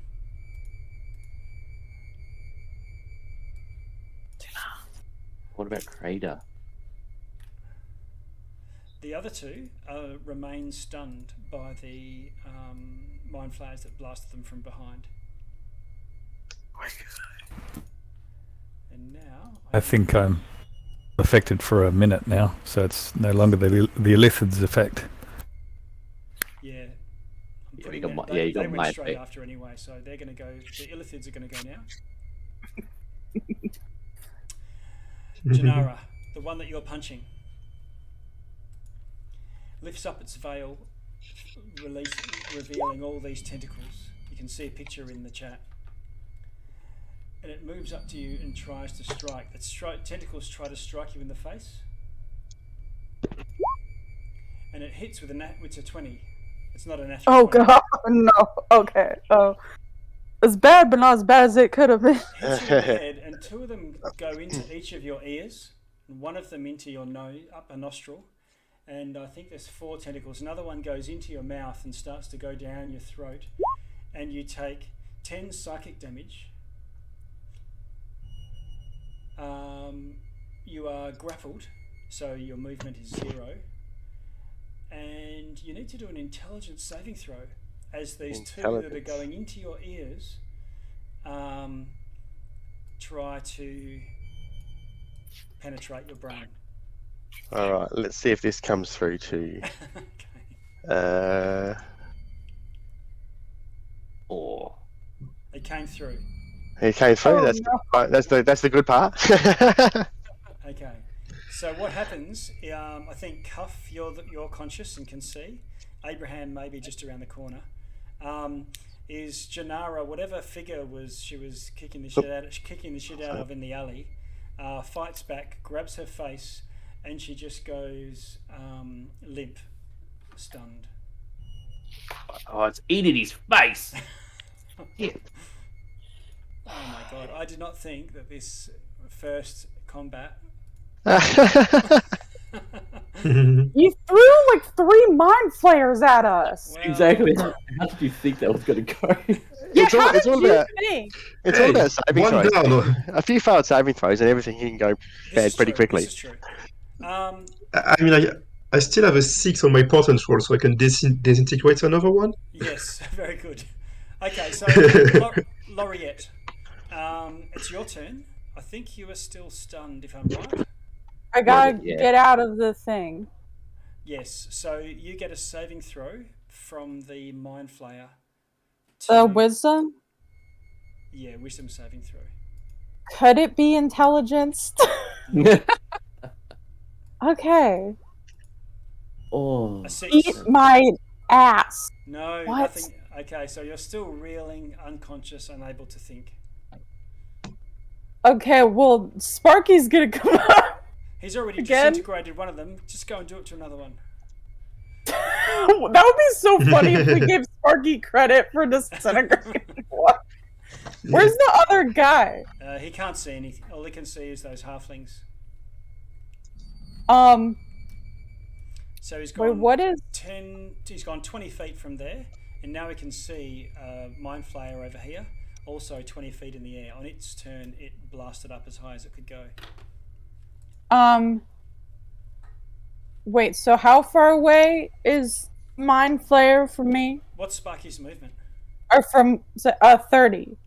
Okay, so from here, he can go 1, 2, 3, 4, 5, 6. Okay, if he dashes, he can get over to it and at least light it up, but he will have dashed to get there. I wanted him to try another bite thing, even though I wouldn't do like honestly like jack shit. But yeah, I mean that's the best he can do right now is just lighten him up. I'll give Abraham. I'll give you. You've now seen these things. And you just finished your turn, I believe. Yeah. I'll give you an Arcana just to see if you might know something or be able to call something out to either Sparky or the others. You don't have to take a whole turn to try and figure it out. Oh, okay. A natural 20. Okay. Ooh. This is why I love like familiars and steel defenders. Yeah. Okay, so you're pretty sure that it's just a matter of time, and all the creatures that are stunned by the blast will eventually recover from it, and there's not really much you can do about that. Or however, you saw one dominate the halflings and then dominate Crador, and you think that that can be thwarted by causing damage to the dominated person. Okay. So you can slap them out of it, basically. Oh my god, that's what I was gonna do before. I was gonna make Sparky attack me, but I was like, I don't know if that's gonna do anything. No, but you're affected by a different effect. You're affected by the mind, not the dominate. Oh, okay. Yeah. So anyway, if you wanted to yell out to Sparky, bite him or whatever, you could do that. Yeah, and he Bite understands. him. Yeah, he understands all the languages I know. Yeah. One of which is common. So yeah. So Abraham, do you want to point at someone and try to direct Sparky, or at least give him that knowledge? Yeah, I'll point Sparky to Laureate and say, bite her. Okay. No, I thought that wouldn't work. I thought it was a different effect on me. Well, so Sparky goes off and does. That's your familiar, you know. 1 hit point of damage to you to try and slap you out of it. Okay. But you find that it doesn't work, doesn't rake you up. Yeah. Great. In all cases, it's your familiar attacked you. I'm here. Wait, why am I'm not responsible. Why am I at 31 now? Did somebody do an extra 10 points of damage to me? It's Sparky that's on 31 because he was on top of you. Oh, okay. Because I clicked on. Okay, I'm at 61. Because I clicked on mine and for a second it said 31, and I'm like, what happened? Just because I moved him right on top of you. Okay, so Cuff, you are fully facultied. What do you want to do? Right. So the two halflings that are to my right, they're kind of stunned at they're the moment, stunned, aren't they? and they're not occupying. They're occupying a space, but you can easily just push past them if you want. No worries, which is exactly what I'm going to do. Okay. I'm going to basically rush straight up to this point. Now, when you get there, you find there's a mind flayer 20 feet in the air above you. Oh, he's 20 feet above me. Yes, he is. You can move somewhere else. You would see that as soon as you go. I would have seen that from this point, wouldn't I? That yeah. He's straight up in the air. Because even my tattoo will only go 15 feet. Wait, do I Yes. Did I just have the one save to do? Because when I first got, was it just like when I first got hit with it, I had a chance to save, and then at the end of my turn, I had another one. You're okay. You only need to do one save at your turn. Okay. So he's off multiple effects. So Cuff. Is he? Sorry. Quick question. Is he 20 feet above me, or is he 20 feet above the ground? He's 20 foot off 20 foot off the ground. Okay, beautiful. So I stand 6 feet tall. So if my arms has a reach of 15 feet, does that mean technically I could reach him? Yes. All right. Wait, why do your arms have a reach of 15 feet? You're about to see. Don't worry about it. I'm gonna head up there, and I'm gonna activate my my Eldritch Maul tattoo. Okay. As my bonus action. Okay. So just paint it there. So you go as bonus action. I can empower the tattoo for 1 minute, and for the duration, each of my melee attacks with a weapon or unarmed strike can reach a target up to 15 feet away from me. Nice. So his arms are like inky tendrils. Yeah. Okay. And then it says my roll to hit. yeah. Yeah, so I'm going to roll basically 3 attacks. Okay. And then I'll add if they hit, I'll add the d6 on that as well. Okay. That's right. And then it'll be Crador. Although I think you're out for a minute from the sounds of things. 15 is Yeah, I think I'm slumped in the corner. Alright, so he takes 10 damage with that one and an additional D6. sorry, how do I roll just a d6? You can just roll a D6 looking at that D20 dice in the little toolbar off to the side of Roll20. Yeah, I was looking at the one in Beyond, D&B yeah. Beyond, but I'll try to use that one. So he takes 13 damage on that one. Okay.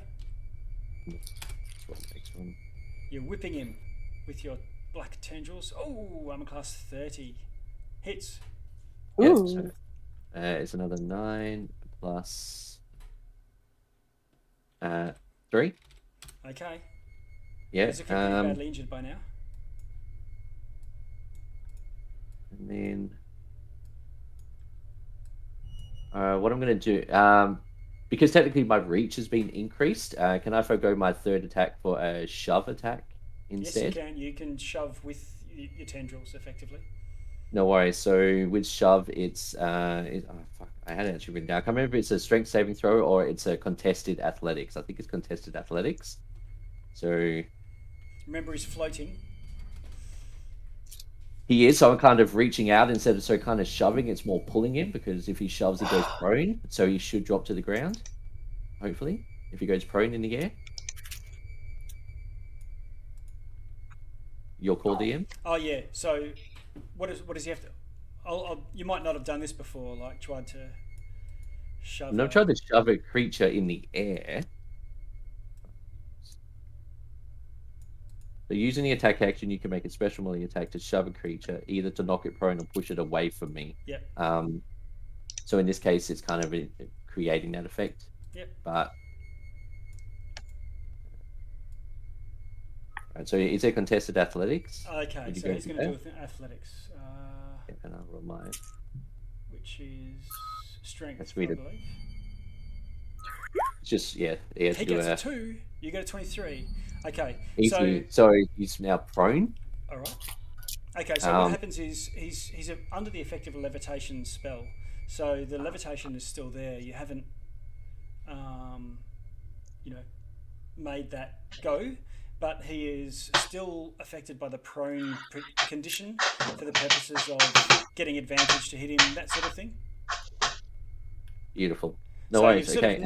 You've knocked him, and he's like spinning on the spot, like if you're on a space station and you get whacked. All right. Beautiful. No worries. That's fine. Okay. Cool. That was cool to see what that would do. And what did I take to get there? 1, 2, 3, 4. I am going to move 2 spaces back as my last 10 feet of movement. Okay. Crador, I think you're. And then my turn. You just get a. Your domination is gone because the person who's dominated you just got disintegrated, but you're still under the effect of cuffs, fisticuff thing, whatever it is. Yeah, so he can roll. The creature repeats the saving roll at the end of each of its turns. Okay. So need a 17. See. So another will. Yeah.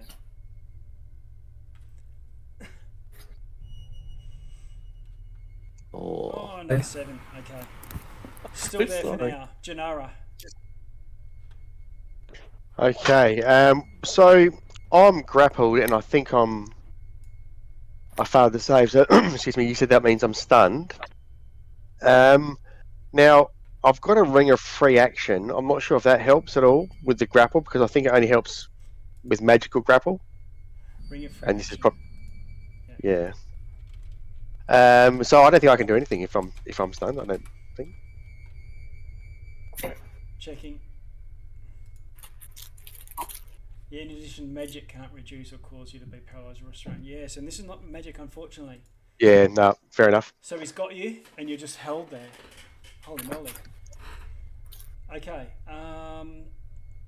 Abraham. Okay, so I'm going to move here, get some view. I can't see much. I mean, I can see that there is the man flyer, but I can't see it. So This I'm one just over going here? to have my. Yeah, I can see like him blurry, Yeah, but okay. not. Don't. So you can So we'll see, just have my right. you know where it is, like its location. Yeah. So I will have my raven go up in the air, Yep. so I can have a better view. Okay. And mm,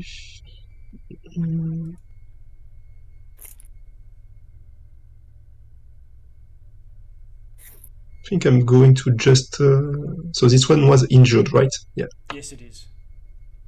So I'm just going to cast a Scorching Ray at it Okay. as a third level spell. Okay. So I think that's 3 or 4 rays. Yeah, so that's 14. Yeah, I rolled a 2. 14 attack roll, I don't think that it's. Yeah, 14 will miss, but there's multiple rays. Yeah, right.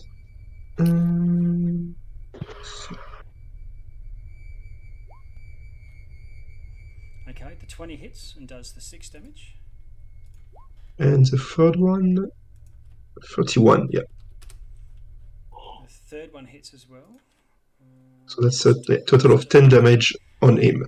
That's 3 rays, but you're casting it at 5th level. So I believe Scorching Ray. No, third level, so that's only level 3, so that's 4 rays. Yeah, so you still need another one. So that's 18, yeah. 21 hits, I assume. Yes, it does. Yeah, so that's, Alright. yeah. So these 4 rays of fire shoot out, and 2 of them toasted up nicely. Anything else, Abraham? Yeah, I would like to pull my raven around here in the air just to see what's going on a bit more. Okay. And your eyes are going white, so you can't see through your eyes, but you're looking through the ravens. Yeah. Okay. Sima did even the casting for the raven too, like for having a better angle at. Yeah. Okay. All right. The halflings get their saving throws. Let's see. Quick question: the levitate spell that my player was on, is he cast it out on himself? Yes. It's a concentration spell, and I Let's hit have a you. look. Concentration. Oh, it is too. So it might have failed it. Yes, I hit you twice, so you'll have to roll 2. Yeah, and I hit him 3 times. Okay. Okay, so there's 2 that I need to do. I'm trying to remember now. That's intelligence for him? No, it's a con save for concentration. Right. Okay. So for the first one, he fails it anyway. So you can roll an extra 2d6 for damage for falling. Takes 8 damage. But then it means he's prone on the floor now, which I think is pretty awesome. Yeah. Okay. Cool. All right. That's... Yeah, okay. Yeah, sorry, dude. That's all right. The prone also would have meant all those fire things would have been at disadvantage because it's ranged, blah, blah, blah, blah. Or disadvantage if it's ranged. But that's okay. I'm not going to dial it back that much.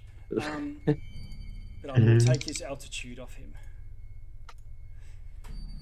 Okay, so that was the halflings, right? So I did 2 saves, I believe. Not yet.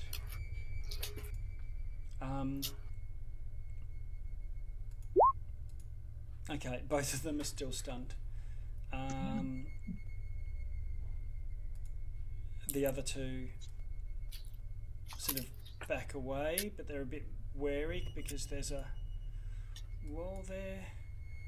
I know that there's a door just here, so they go through this door here and try to seek some sort of shelter. They look like they're afraid or terrified. The Mind Flayer is prone and on the ground. Stands up. You're It's just driving half this of his very well right movement. now. Sorry, You're what's doing a that? good job, DM. I'm saying, yeah, use half the movement. I was about to say, you're doing a good job, mate. Yeah, Doing good. all right. So let's see. And he's going to see if he can recover his. Oh, yes, he does. Okay.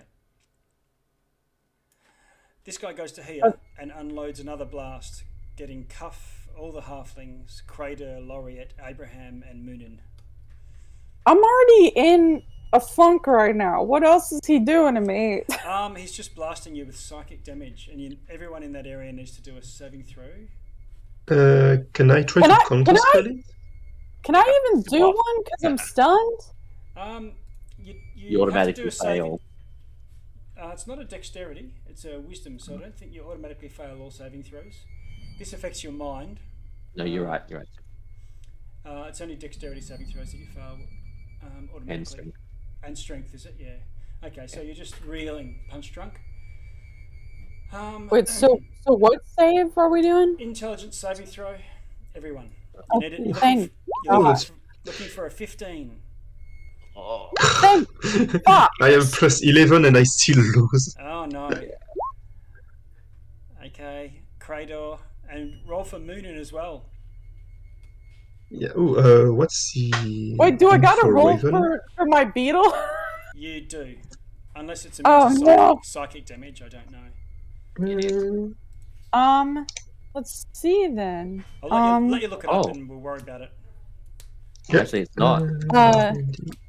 Raven. This is pretty cool. I can see Crador, Cuff, and Laureate, but the only the brains Minus 4. The brains of the party copped it and is stunned. Well, okay, that's an interesting thing then that I should have up because I just have like the giant fire beetle stats, but like since it's a steel defender, I do have to look up if it's immune to like psychic damage. Well, I think what we need to do is it looks like a beetle, but it's the steel defender stats. So I'm fine for you to say, have it reskin it to be whatever, but the stats you would use is the steel defender. I had a look at that in between goes. I think that's what we'll need to use. Then you've got one set of stats that you're needing to worry about. Okay. So should I paste it in chat for you? Yeah. Huh? Paste it in the chat for you. Discord. Oh, thank you. Okay. Yeah, Discord. Okay, so have a look in the Discord. But everyone's for all the PCs here. I see Laureate in any case casts it off. Abraham fully succumbs. Hang on a sec. And takes 27 damage. Abraham. So brutal. Cuff is fine. Ouch. Crador is fine. These halflings, however, start bleeding out of their ears and take the 27 psychic damage themselves. Moonin, it's not sounding so good for him. It. The crow. So if you could roll, you should have a crow you could attach in D&D. Yeah, I rolled for it. It's a 7. So it will take 27 damage as well, which will probably so it's dispel it. Gone. Yeah. So I wasn't sure what to do, so I rolled just a d20. Sure. And then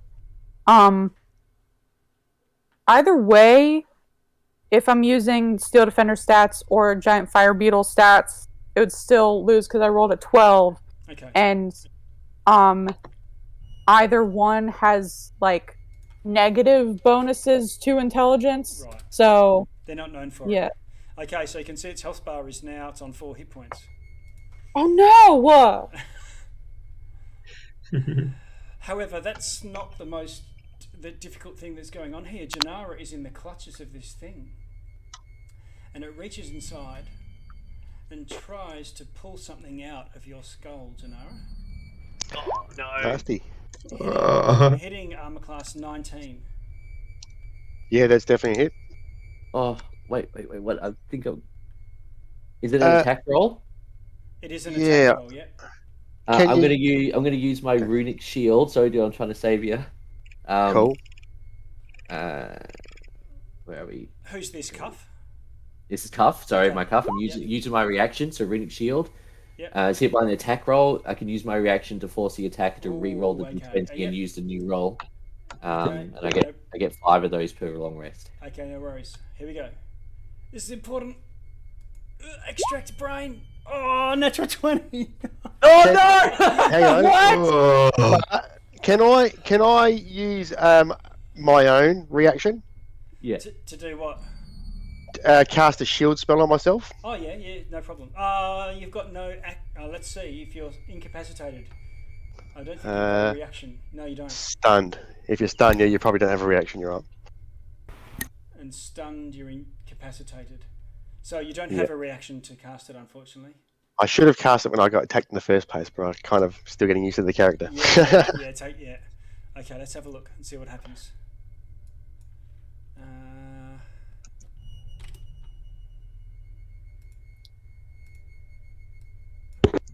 Something upsetting that I've also learned is that with the steel defender stat block, Sparky could have been doing a lot more. Yeah. Oh, right, yeah.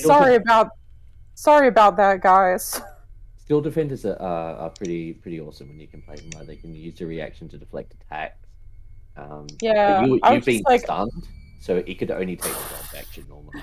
I was just like, I just have a beetle.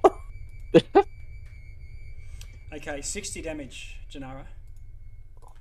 Oh, Jesus Christ! What is going on? You're on 11.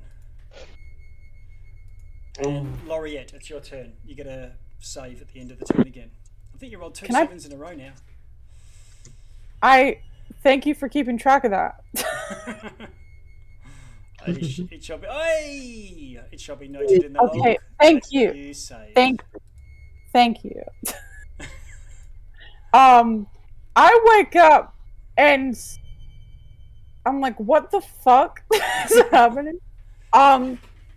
That's the end of your turn, though. You can't do it. Oh, Yeah. the end of my turn. Sparky, Sparky the hero. Yes.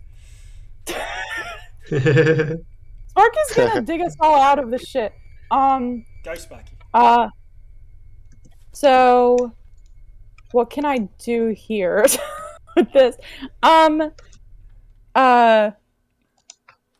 there's force empowered reds. I think just pick something so that we can move it along because it's 10. Oh. Well, oh right. He's gonna use his repair action. Okay. The magical mechanisms inside the defender restore 2d8 plus what's PB hit points? Your proficiency bonus. Okay. Plus 5 at level 13. Okay. So you can just roll that, add it to your hit points, and I'll move on to Cuff. What Right, so it would normally take my bonus action to. Sorry, where was it? I activated my stone room with my reaction to put that timing effect on the other player, and I forego my reaction for this round to deactivate it and remove the charm from the player character.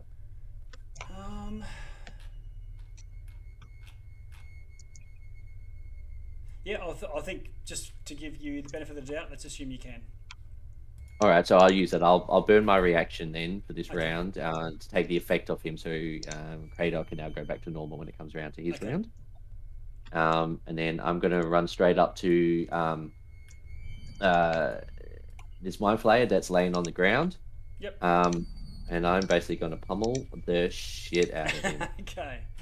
Okay, so he's prone, so it's going to be straight up with advantage. So here comes the first one. I don't think he's prone anymore. He spent half his move to stand up. You are absolutely 100% correct, so I apologise. That's right. My Inky Tendrils are still up, so I'm going to hit him. Oh, nice. Yeah, so... it's a crit. Okay, so... Let's have a look. Where click. Let me click. God damn it. Let me roll the damage. Alright, I'm going to roll 2 sets of this. And that's 10 and That first hit he takes 19, and I have to roll 2d6 because I've got the other inky tendrils on it as well. So that first hit he's going to take 19, 25 damage on that first hit. 25 damage, okay. Yeah. Alright, he's on his last legs, reeling, almost dead. Okay, well, I'm going to come in with the second hit then, extra attack. Oops, sorry, that was damage by mistake. Just Yeah, I'll roll the actual. Okay, so it's a 13. That's going to be a miss. miss, yeah. And then I'll roll my second extra attack because I'm a fighter. I get 2. So you get 3 attacks around. I do. So does 14 hit? 14's a miss. It's another miss. No worries. And I'll use my bonus action this time to grapple him because Tablet Brawler allows me to do it as a bonus action. Okay. And it's an athletics contest. Yep. So roll your athletics. I think he can again. use his dex, but you have to use your athletics, doesn't he? Grapple is a. I have to use athletics. Yes. You have to, but he can use one of the Yeah. other. The person trying One to or the wiggle other. out can strength or. Yeah. Yep. Go ahead. So he has to be 25. He gets a 7. All right, so got him No in a worries. headlock, and you're pounding him in the head. Pretty much. Yeah. All right. And then I will.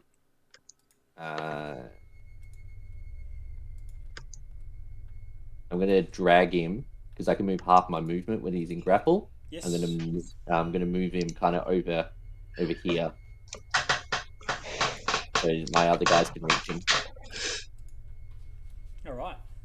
Happy days. It's all the tide is turning, and Crater, you are fully facultied. What do you want to do?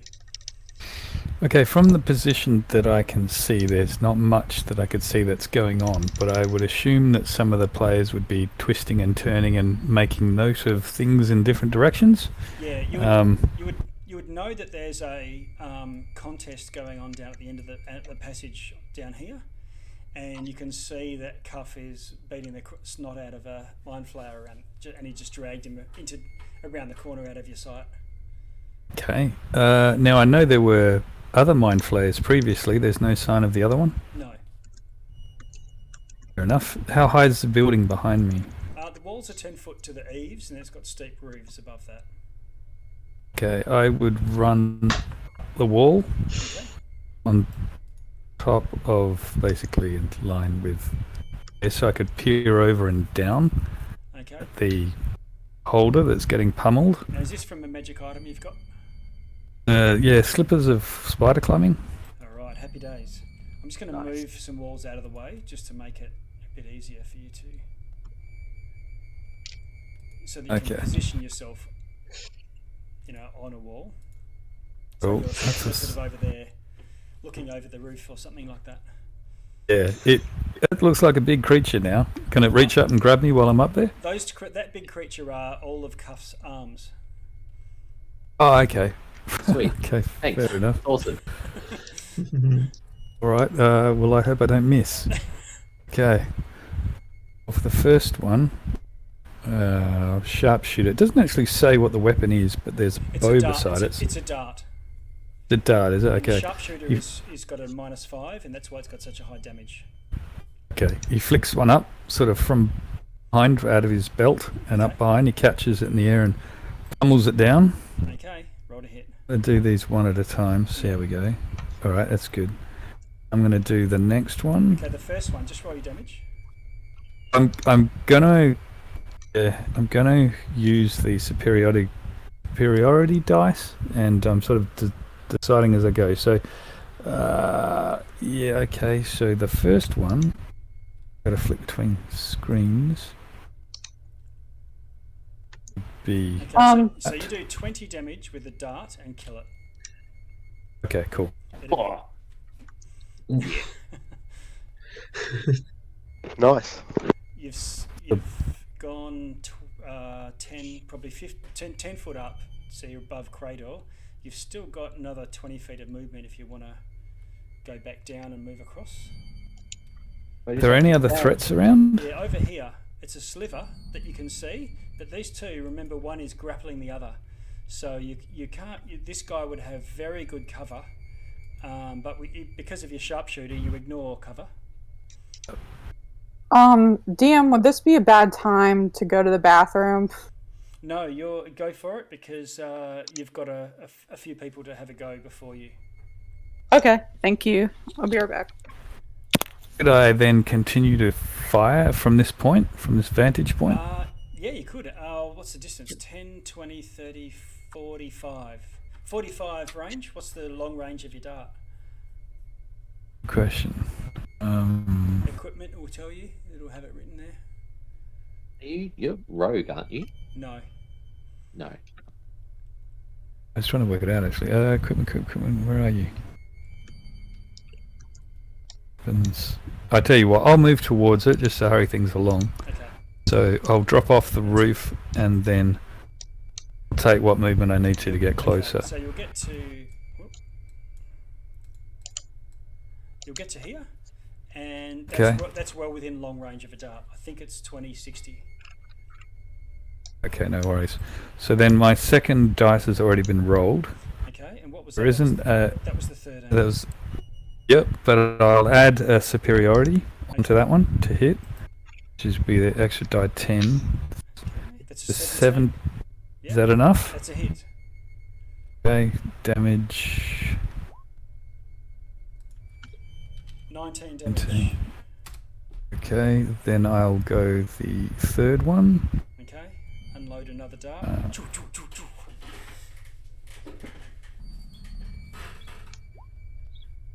Okay, that's gonna hit again. Okay, hits. Doing another 20 damage. It's Action almost- surge. Yeah. If you want to save your action surge, remember you've also got what's it called? Quick toss.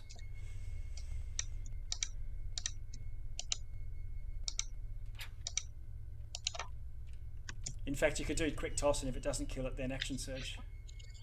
Quick toss is another battle master thing. You spend 1 point and get another throw. Oh right, yeah, I was gonna just conserve them because at least they give me options. Yep.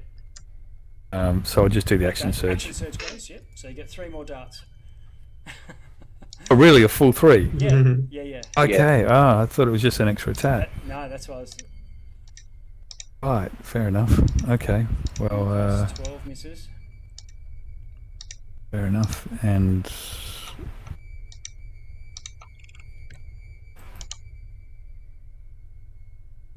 Second attack. 18 hits.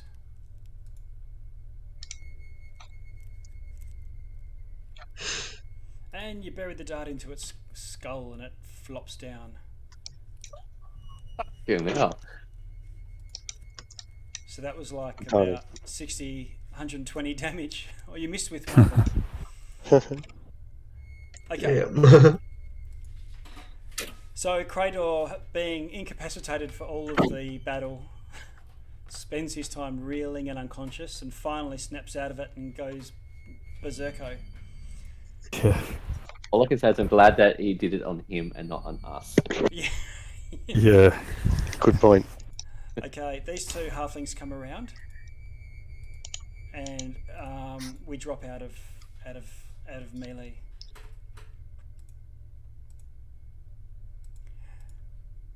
It's nuts. The other two come in and say, "Thank you, thank you." Or thank you. We are stereotypical halflings with ridiculous accents. We drift from Irish to French. Who can say? Japanese. Yeah. That's so good. What a oriental halflings over here. Yeah. Hi, I'm back. Good. You're just in time to see the halflings, and they say, "Thank you very much for saving us. We are very appreciative of you saving us from our domination." That's from South Africa. No, they're South African, yeah. A cricket. What are you going to do? Well, at this point, Cuffsy actually got to run over to Janara Okay. because it had tentacles all through and see if he is okay. Okay, And so- help, like kind of lift him up. Janara is now conscious. You okay, Wait, buddy? what's happening with the The tentacles. Those were Cuff's tentacles, but I believe they're probably gone now. Oh, okay. Yeah, they only last a minute. I'm going to suggest that, yeah, the minute's going to go pretty freaking quick. Oh, my token got deleted. Oops. Undo. How do I undo? Control Z. Oh, what I've done is grouped you, so I'll ungroup and then I can get rid of it. Boom. Okay, so Janara is conscious, very badly injured, bleeding from the ears. Pulling tentacles out of my nose and ears. Oh, yeah. And she says, oh, I've been fleeing those creatures for days. Are you good, mate? You good? You good? Good, bruv. Get Bit up. of a headache, but otherwise unscarred. I like it. It's good. You can take a tentacle or two. Good.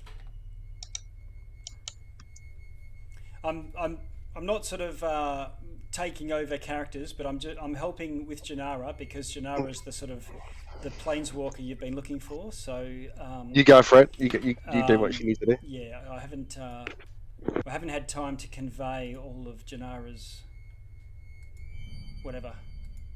I actually totally forgot this was the person we were looking for. Yes. And Janara says, hey, and she's looking around up and down the streets and says, there'll be more of them, no doubt. We should get off the street. Yeah, what was all that shit about? And she sort of staggers over to this door where the halflings went in, to the room where she was, and says, oh, come through here. Follow in. I'll ping. You see her go through a door, and she sort of waits at the side of it, and then as you all come through, what about us? Are we going to come do?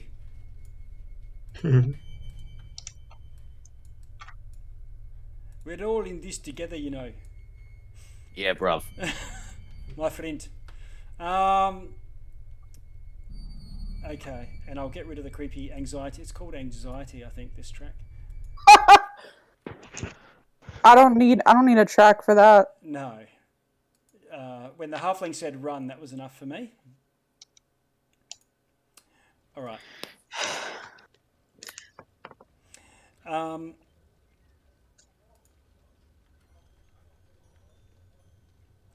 Janara says, that was probably my fault. I think they've been tracking me since I shifted into your world. Nice work, though. That's incredible. What they say about you is clearly true. Yeah, I usually don't get as stunned as that. That was a one-time occurrence. That's not usually what happens to me. Laughs like, I bet you say that to all the boys and girls. Yeah. Okay. Once you get off the street, she sort of says, so, my name's Janara of Arsenith from the plane of chaos.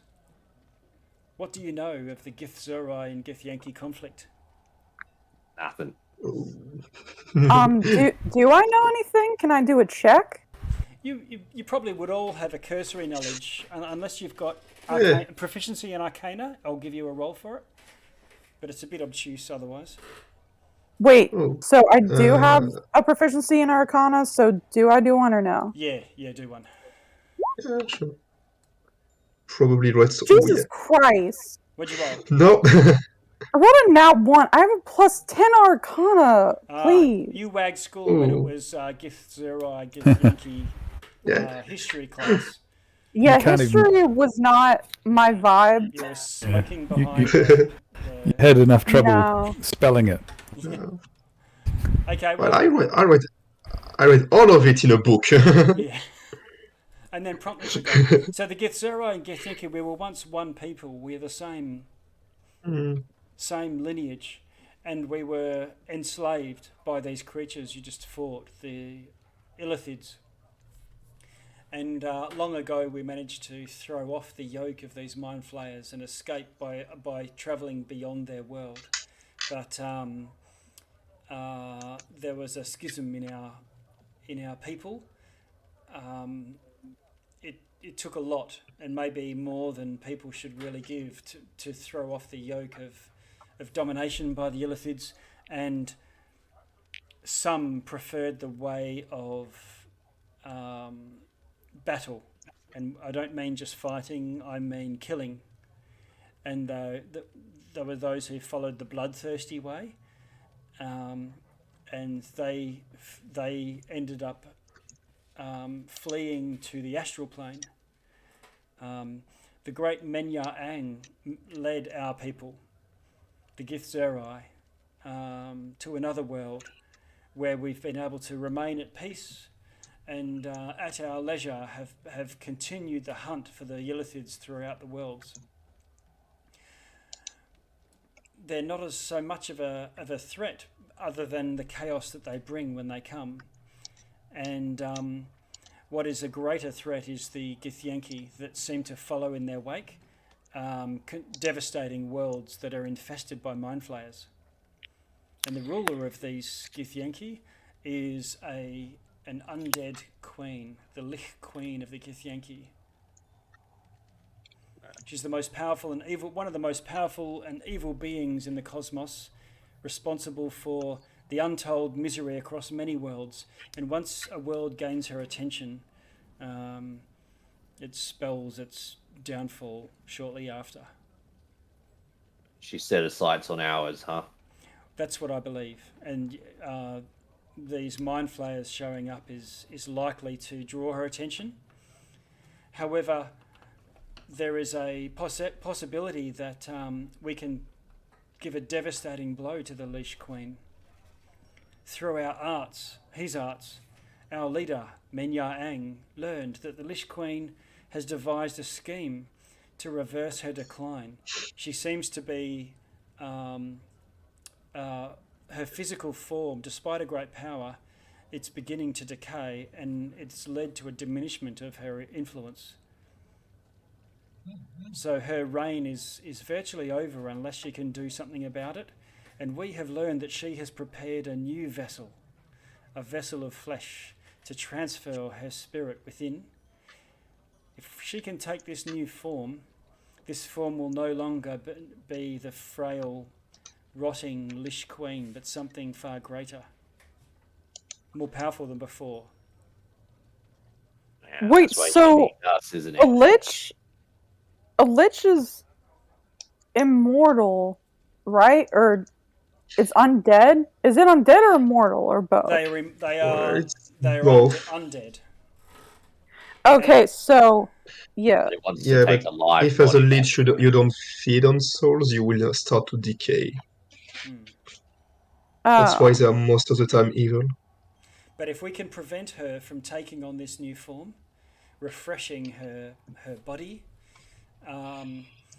her power will greatly diminish. Maybe so much so that the Githyanki have their own civil war and strife for many years to come.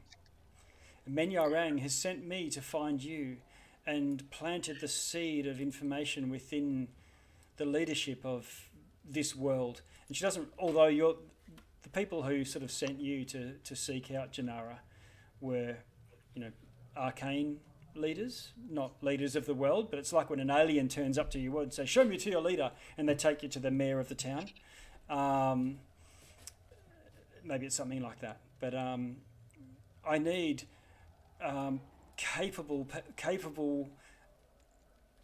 warriors, capable defenders, able to travel with me to the astral plane, where we will find this vessel of flesh and destroy it. Well, I can't speak for these guys, but I'm pretty damn capable. I swear to God, this is an off day for me. I am sure but, your like- group is capable. Well, if you Okay. Menya Yes, Ang so- says a group is as strong as its strongest link. Thought it was the Yeah, other way and around. then I don't know who that is here. Yeah, wait, so why us? Like, did you kind of just, like, how many other groups did you see like fight in alleyways until you got to us, and you're like, yeah, them. Well, there was another powerful group of warriors, and she looks at these South African halflings. Well, we know they weren't up to that. Although, sorry, fine fellows, knee-high knights, you are very capable warriors, but it needs a mix. Otherwise, even the most capable fighter can fall to the domination of their mind powers. And as we saw, it might take a disintegrate can do what 6 darts could also do. You fell short of the mark. Oh my god. Oh. I was so close to the mic.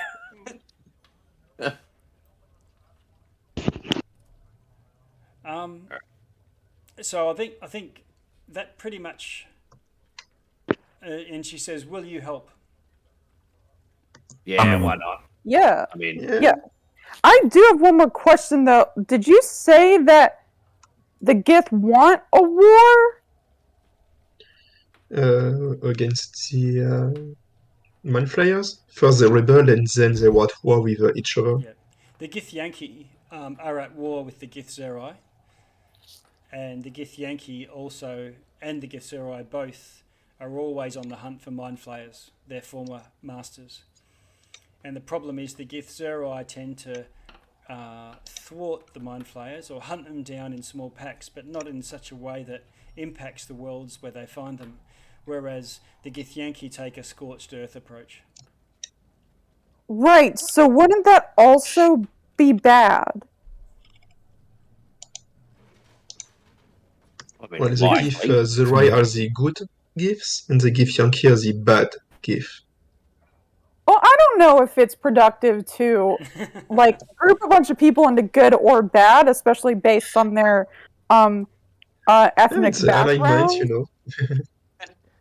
It's the same. It's not the same ethnic background. It's more about their military stance. Yeah, like, or more about methods, you know. They are both the same species. Yeah, it's not. But one it's is, detrimental for the populace. Yeah. They may not see it. They won't. They wouldn't see themselves as evil. They would see themselves as cleansing a world of mind flayers by cleansing the whole world of all life. Okay, I just want to make sure that we're on the same page of like, if we go after the Liche Queen, that stops the mind flayers. So then the Gith, I keep mixing up which ones do what. If we take down the Liche Queen, then mind flayers gone. So then no war with Gith and mind flayers. Is that correct? Well, Mind Flayers would be still here. Right? They would, but and they would be a pest to be expunged. And technically, since they will not be the Githyanki, they could have a better time, but well. Menya Ang says in his teachings that the Githzerai extract mind flayers with a scalpel. The Githyanki extract mind flayers with a hammer. Okay, so our goal is to stop the hammer approach. Is that what I just want to make sure we're not like helping the scorched earth thing? She nods at you and says, Menya Ang says wisdom and understanding are better than gold and silver. Okay, I know what Menya Ang says, but what do you say? I say, if a thing is worth doing, it is worth doing with all of your heart. Okay, all I know is she wants us to punch one person, and I'm all up for that. I feel like one person is better than taking on an entire race. I mean, yeah, I just don't want collateral damage. I don't want more people This- getting hurt than is. Yeah, but like if you destroy the queen of all the Githyanki, that could have dramatic consequences too. Even if Yeah. she is an evil being, she's holding them, together. So it could be really bad if she disappears suddenly. You can have lots of pretenders trying to claim her throne. Yeah, it Yeah, might so create like are we a just civil creating a war. power vacuum then? Are we just creating a new Yeah, problem? I think that may be the case if we intervene directly against her. That's Future Cuff's problem. We will not be going anywhere near the Liche Queen. She would destroy us all. So what are we doing? We are simply finding Like- her vessel of flesh.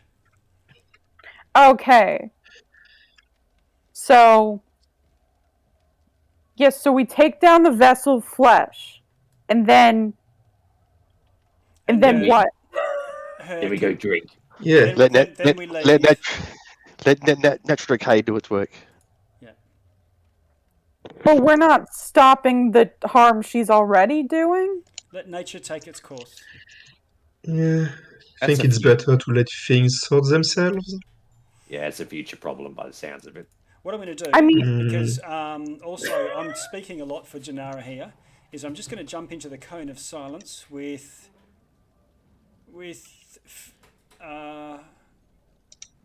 fish. Yes. Okay. I'm just looking at the list of people here. Okay. We'll be back in a sec. Hello.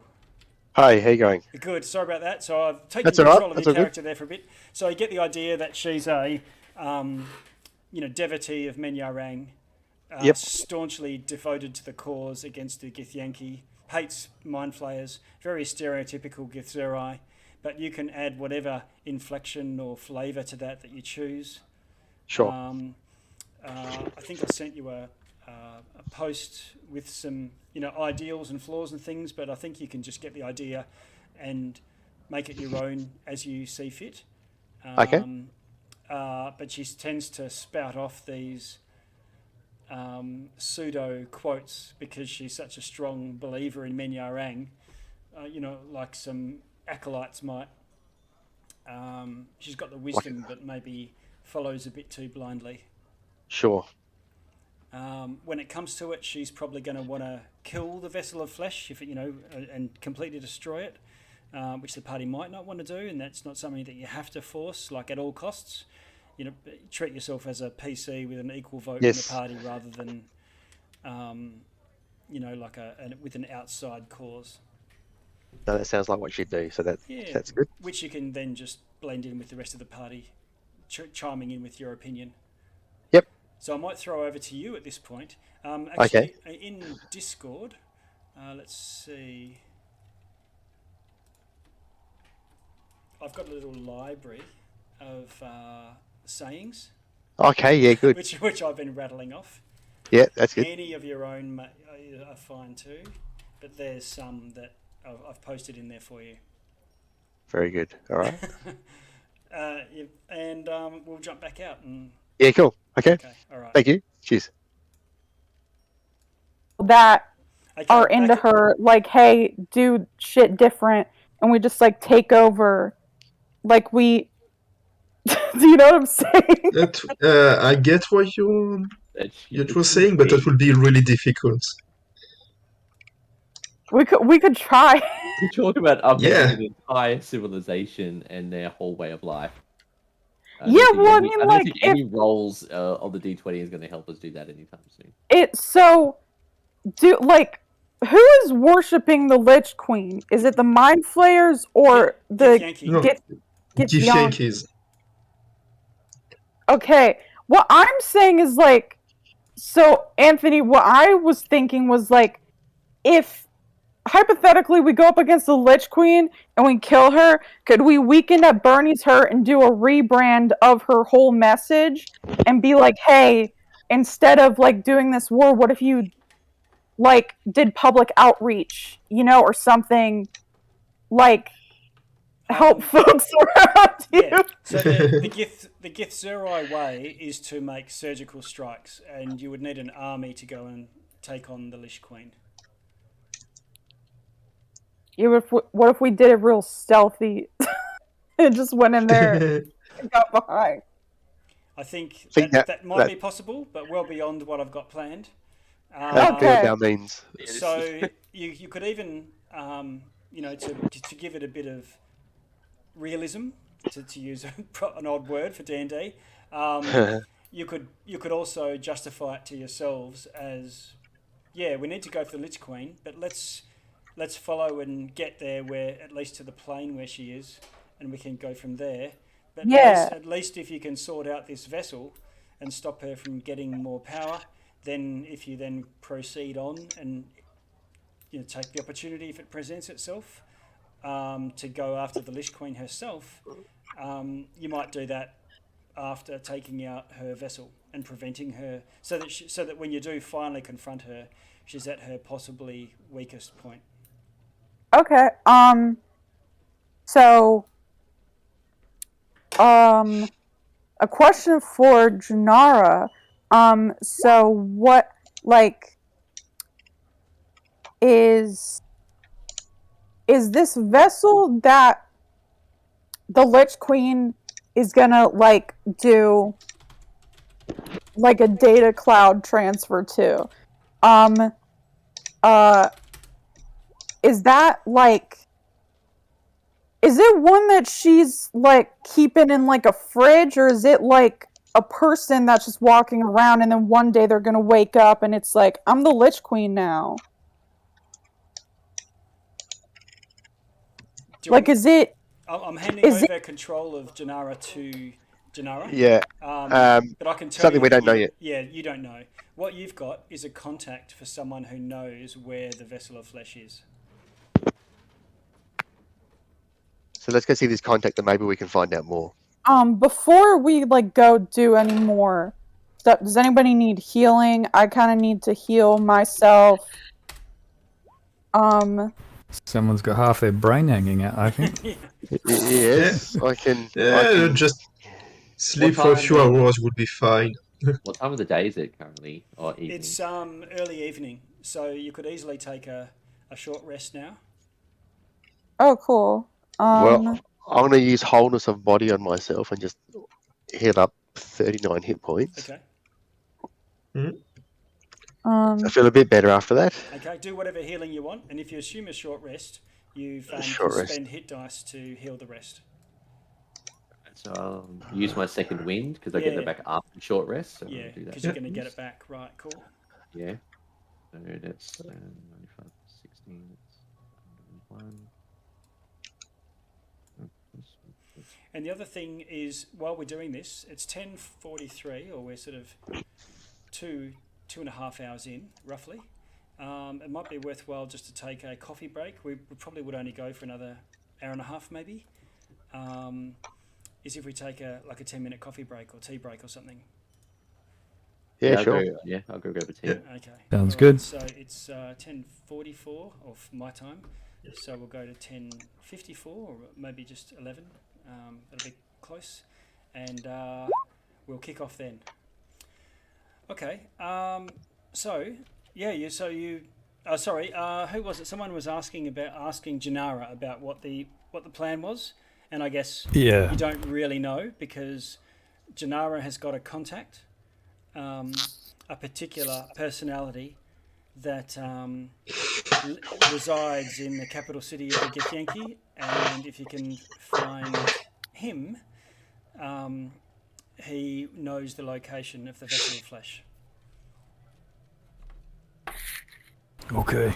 And so you trace a circle, everyone steps in, and you find it's not so much as you're travelling or you're going down a tunnel of stars or things like that. The party has been to the ethereal plane before and done a bit of inner planes travel, so you're not unaccustomed to it, but going to the astral is different. It's more like you feel like you're leaving your body behind. But then when you become conscious and you open your eyes again after what seems like a short moment, just like when you wake up after a sleep and you're not aware of how long it's been since you woke up. but it's like waking up on the astral plane, and the sky is like a silvery grey above you, and there are clouds with different colours of pastel sort of lightning throughout it. I might be able to show you a handout actually. That might be cooler. Does it look like we've shifted from nighttime to daytime in this sense? No, it's always a sort of twilight. It's it always seems overcast.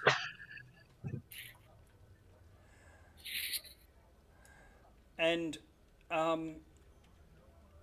from your vantage point, it looks like the layout of the land looks almost human shaped, oddly. The land itself? The land itself. Oh, Can you see this on the screen? Yeah. yeah. Okay, Yep. so it's called the City of Yep. Death, not because of what happens within it, but because the city itself is rumoured to be built on the corpse of a dead god. Oh, I see it. Yeah, you can too, can't you? That's cool. Mm. Like nowhere from Guardians of the Galaxy. And you find yourselves in, similarly, a slum. But this slum is not like the dockside ward that you just left. It's almost as if each building has been built by a slightly different culture. It's a hodgepodge. Do we see any people walking around, or does the Yeah, streets yeah. look There's a few relatively... huddled people. There's a lot of the streets where you were from it was pretty clean. There's loads of debris here, almost as if you've arrived in a junkyard. Think where Thor was deposited in Ragnarok. Yep, yep.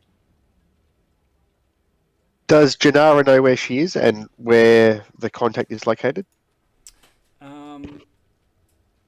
Janara, I think. What? Okay, so let me just check.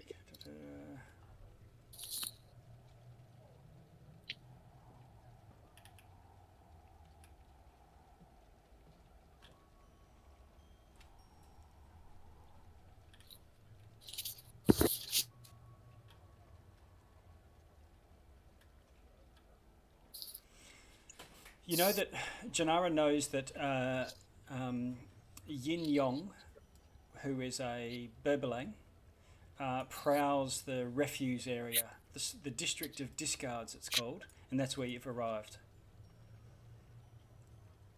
Cool names for these places. Yeah. And Yin Yong's the contact then, this Yes. Berbalang. Yes. She says a Berbalang looks a bit like a gargoyle, but they steal the memories of corpses, so they're information gatherers. Aha. And this place looks a little bit like it's a bit of a slum, so it's part habitation, but it's also part dumping ground. And you don't see any Gith around, no Githyanki around. And you find yourselves in a small stone shed with a teleportation circle inscribed on the floor. And outside there's a bizarre muddle of buildings lining either side of a narrow, crooked street. And it's as if a few dozen styles of architecture have all been mashed together with no consideration of reason or form. Many of the buildings are run down, half collapsed, and most of them look abandoned, but every now and then there's a light on through a window, something like that. Al kind of pops his head around and he's like, "Oh, doesn't look too bad. Bit of a fixer-upper, but I reckon it was good." I'm going to move you to a new map. So this is a Githyanki city, so we would not want to be seen by anyone, I'm assuming.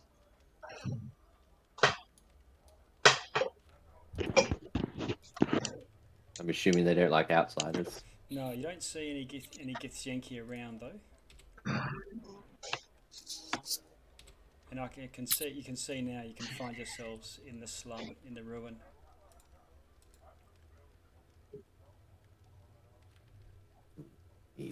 I know it doesn't offer like too much of like a visual protection, but just the cloak of displacement. He's just kind of just pulled the hood up over his head, Yeah. kind of hide his green scaly bald face a bit. Right.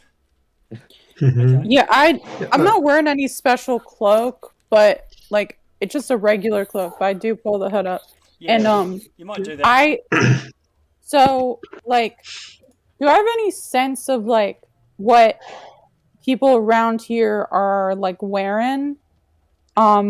Because I have the the glamored studded leather, and I could change that into just like a more like inconspicuous outfit for where we are. Okay.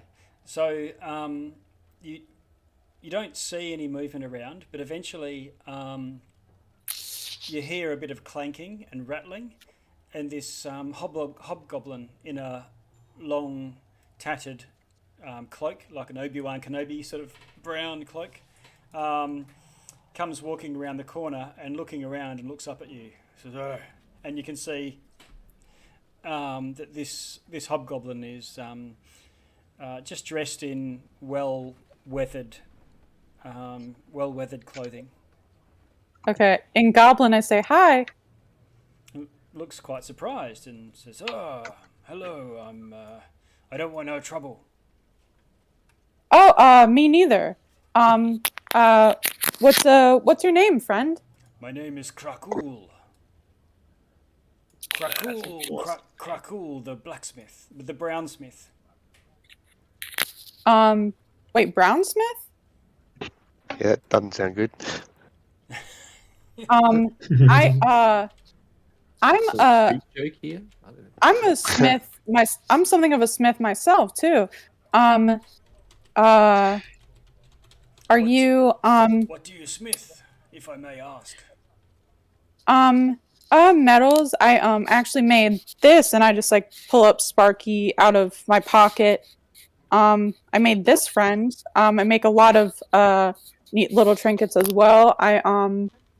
I like show my like currently like kind of stowed away on my back my lance and my shield. Like I made these, and I made them like kind of stronger. Um, yeah, I'm a metalworker. You're a metalsmith then. Yeah.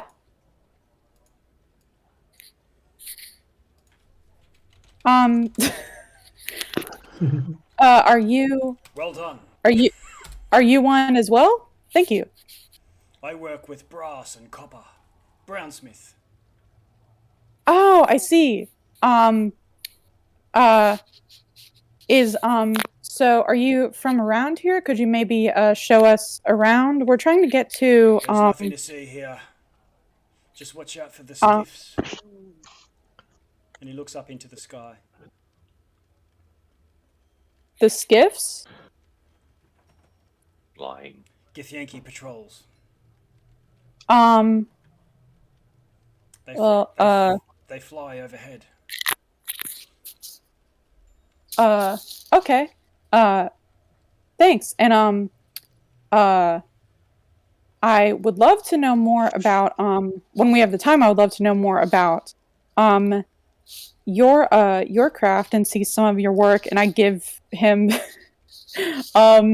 I take out just like a piece of paper from my book, and I Give him your number. Yeah. yeah I Call me. just because I don't know if I have time to like write the full thing. Can I use magical tinkering to just make a business card out of a scrap of paper? You can roll a persuasion with advantage. Oh, okay. Oh, great. Wait, did that show up in the thing? The 10 did, but you can do it again. Oh, a 10 and an 8. Okay. He sort of looks at you with one eyebrow raised a little and says, "Well, thank you." He says, "If I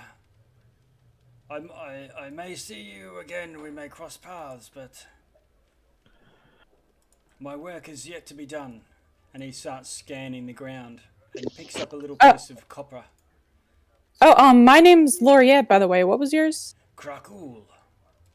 Right. Okay. Sorry, my memory is sometimes um not great. Um Thank you, Krakool.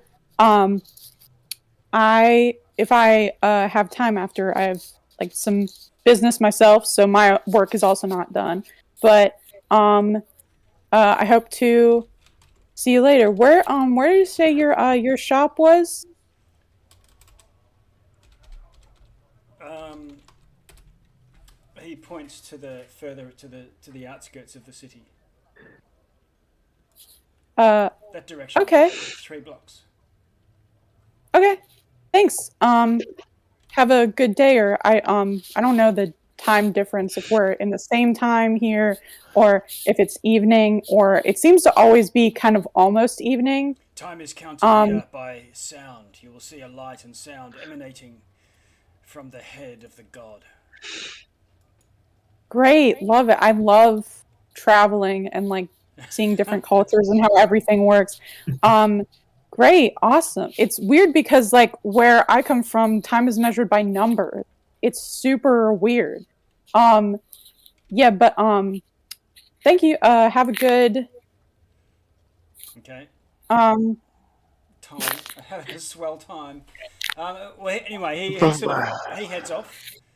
You can see he's pretty quickly goes back to scanning the rubble, and you can find that he goes rummaging through some of these piles and tips a few over, and brings out this fairly ornate but damaged um, bronze breastplate.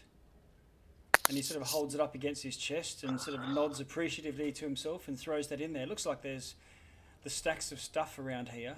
While it's not marked on the map or anything, you could spend forever here just rummaging around. Well, then I let's do that then. I make my glamored studded leather look like that breastplate that he just picked up. Okay. Okay, Janara was going to say hobgoblin. Yeah.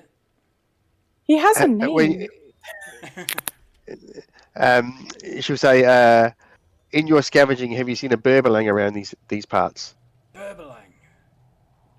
Maybe looking for bodies. Let's have a look. Okay, he says he does. I don't know of any Burbelang around here. None by name, anyway. Have you heard a name Yin Yong? There's a. You could go to the Shattered Dream. What is the Shattered Dream? The Shattered Dream is where the refuse of this place go to eat and drink. And in which direction will we find this place? Gamble. And he points and says it's a few blocks that way and points off in a certain direction. It's at the basement of a crumbling brick tower. Okay, Janara will just nod and say thank you. He says, the imbibing of drugs, alcohol, and other substances are all prohibited in Tunarath. However, the Githyanki do not concern themselves with the district of discards, and we from the other worlds live our own lives. I just remembered that the business card that I handed him Yep. wasn't for, since I'm a traveler, I don't have like a brick and mortar shop anywhere, but it's basically just a tiny little like advertisement for their mom's blacksmithing shop, and it just says Valka's Metalworks, water deep, and just like the and like a little portrait of a smiling hobgoblin, actually, with like a what's the mask that, like a welding mask, like up on her head, Yep. and she's just like giving a little thumbs up. Okay. Well, he's doing his best to humour you, but with your even with the advantage, he's looks like he just wants to go about his business. It's double digits. Yeah. Yeah. And he's graciously accepted it. I see it as a success. Yeah, I take this as a success. Okay. Are you going to make your way to this brick wall? Yes. Okay. You head over, and in your travels, you do spot what looks like, I guess like a smallish Viking galley. It's quite narrow, but quite long, and it's just flying through the air quite fast. There's no sail, but it seems to have some sort of structure to it in the middle, like a mast. And there's probably a handful of human-sized figures, a couple at the back, and a handful more stretched in the front half of it. How far off the ground was it? Probably about 300 feet. And it's just slowly cruising, and it cruises over in your direction. Are we able to seek cover? Yeah. It kind of look like he's shuffling through some of the rubbish, kind of Okay. imitating the locals. So some of you seek cover. Some of you sort of emulate just being residents, rummaging, and it scoots over towards you. Let's see, with a sort of Jetson sending Jetson mobile, and then this sort of like hum, like tinnitus in your ear, the psychic noise, the thrum that you might hear some mornings, and then it just slows down to the coast, and it just goes in a lazy arc, sort of over your area, but not right over the top of you, and then whoosh, and it takes off very fast, and it's slightly obscured by these pastel clouds. Does it seem odd that it accelerated off pretty quickly, or did it just look like it was just moving on? Looking off in the distance, you see it sort of slow down a bit and then speed up a little bit again. So it's sort of pausing, checking things out, and then moving to another area, moving again, that sort of thing. Oh, that was a little close, fellas. Are we still near Crackle? Is he still about the place? No, Crackle's moved on by now. This is a little bit later on as you're walking to the what's it called? The Shattered Dream. The Shattered Dream. Yeah. What did we say that is it a tavern, the Shattered Dream? Or is it the ship that we're going to? Place where people go to eat and drink, so it could be a tavern or it could be something similar. So and that was towards the brick wall, right? Yeah, eventually you come to what might have been a large wall that separated one quarter from another, but this slum has now consumed quarters 1 through 7, and now the walls are irrelevant. Mostly been pillaged for stone, but built into the wall because they would have rooms and things within them. There's a row of lights, and you see people coming and going from it. You see 2 people move in, and they sort of pull a hessian sheet aside, and then there's light coming from inside, and then the light goes darker as the sheet covers off the entrance. You can see a bit of a wisp of smoke coming through a hole in the wall somewhere a bit higher up.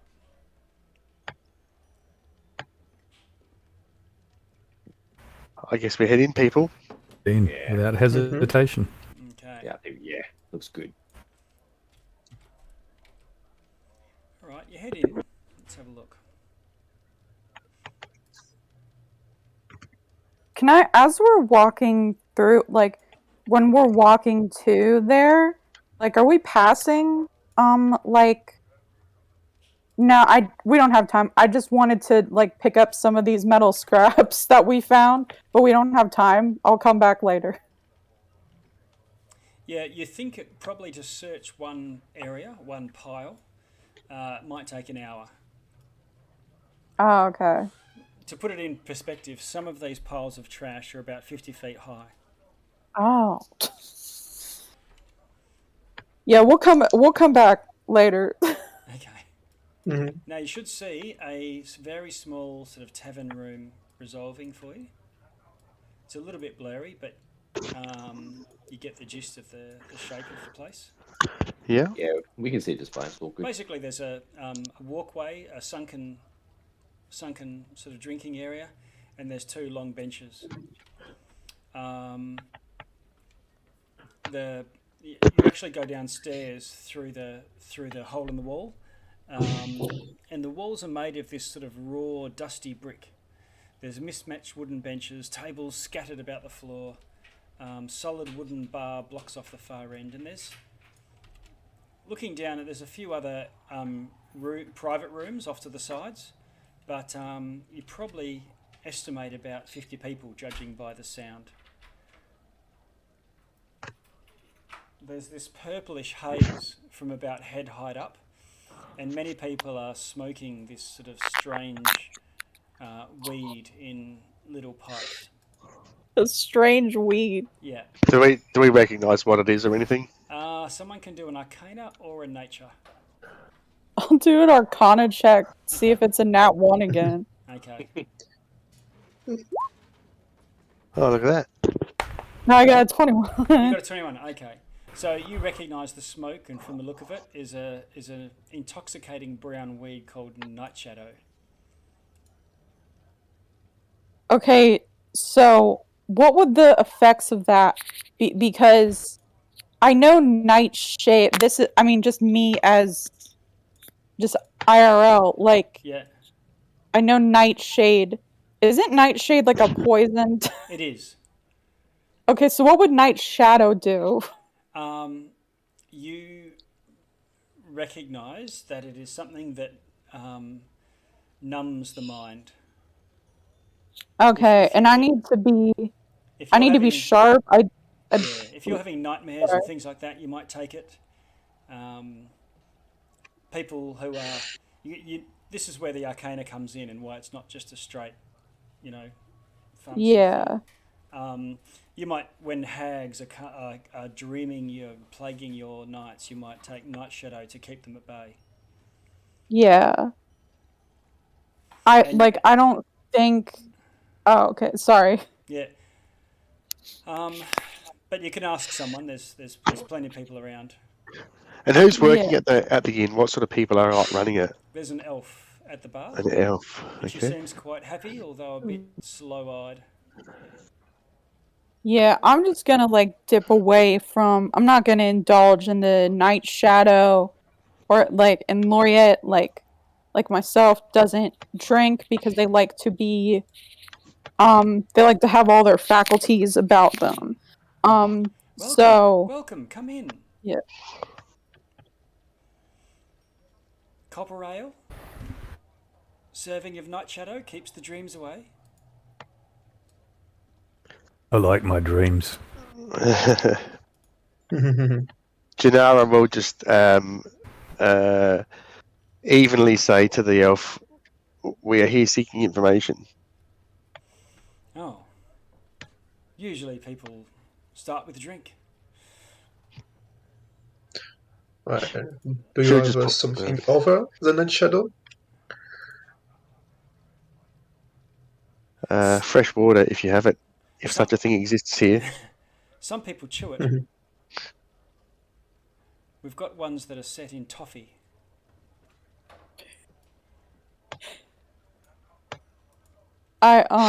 Yeah, could I just get a water as well, please?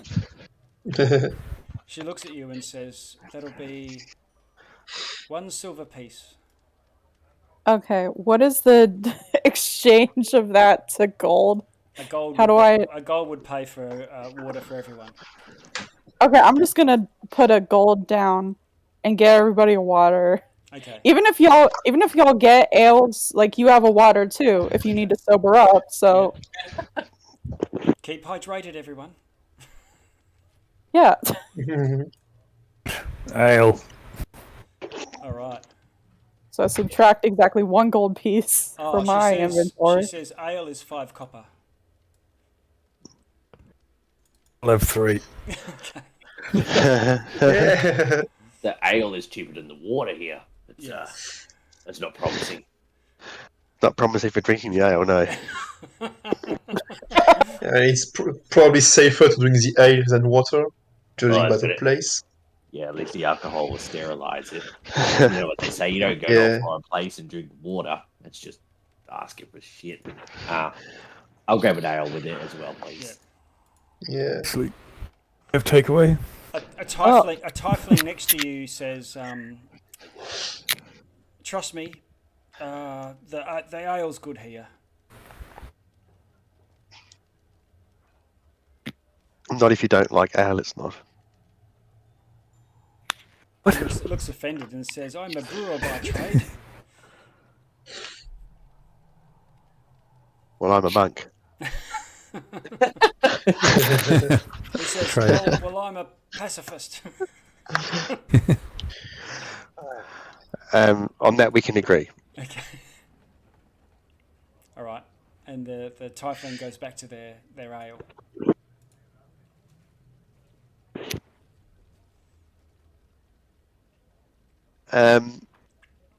So, Elf, about that information. Nevara Calondel. Kea Donnell.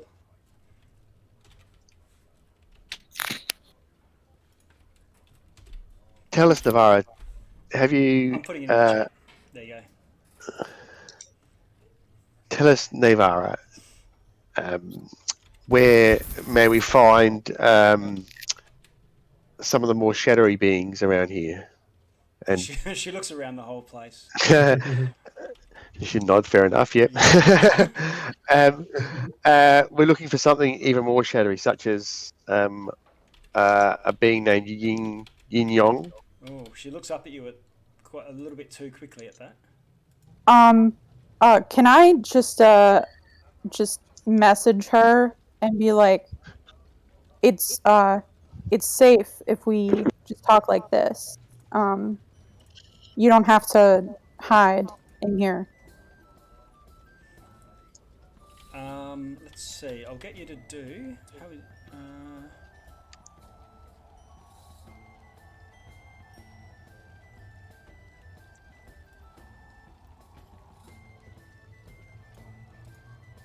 She looks at you and says, "Oh, why? What's it to you? What causes you to be looking for this? What do you call him? Yongying. Yin Yong. Oh, Same reason I'm talking to you, Navara. Information. no, you'd probably best be talking to the Githyanki soldiers." And assuming someone didn't want to do that, is there anyone else they could get information from? Okay, can you roll a persuasion for me? Okay. How'd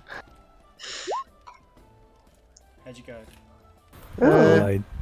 19. 19. Okay. 19, yeah, there you go. Okay.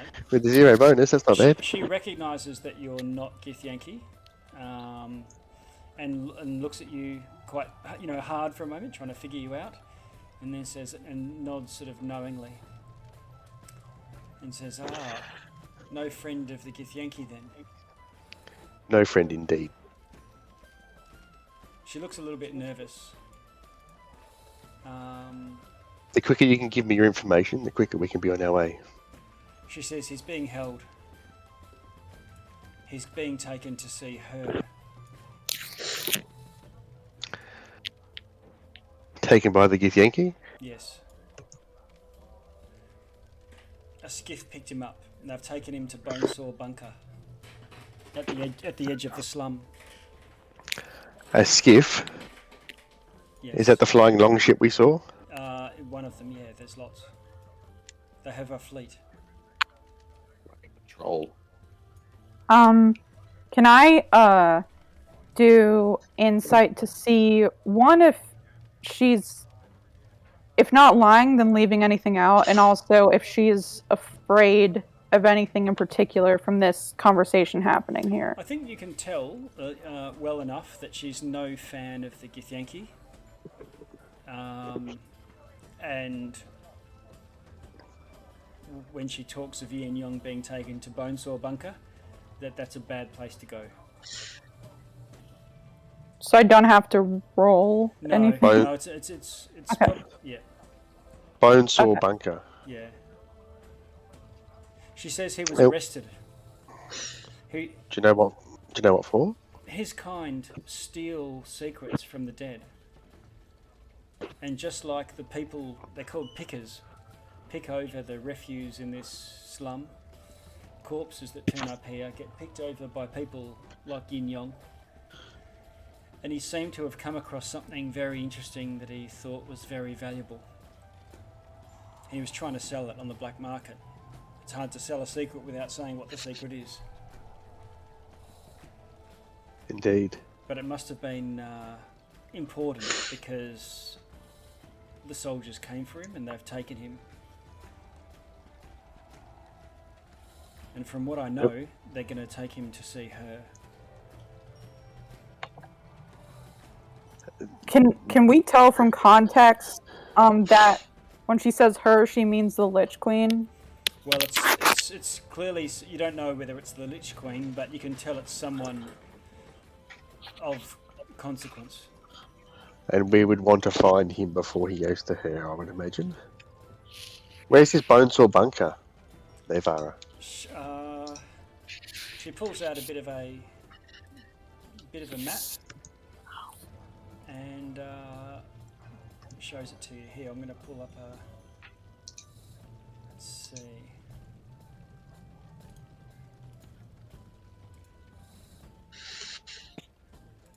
Ooh. Nice. Okay. Okay, I'm just reloading my Roll20.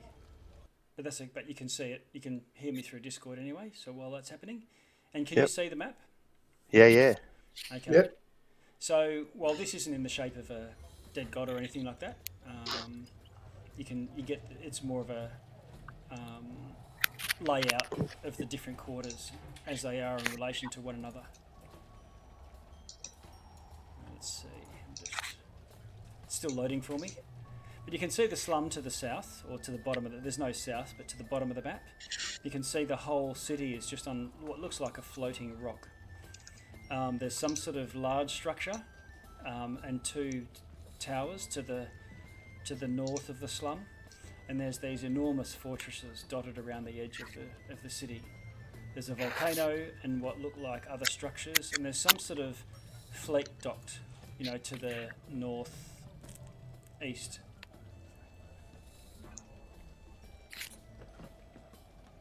Was that making sense to you as I describe it? Yeah. Yep. Yeah. So where are we at on You're- this map? You're about in the middle of the Okay. slum down the bottom there, Oh, okay. and the Bonesaw And the Bonesaw yeah, sorry, yeah, the Bunker Bonesaw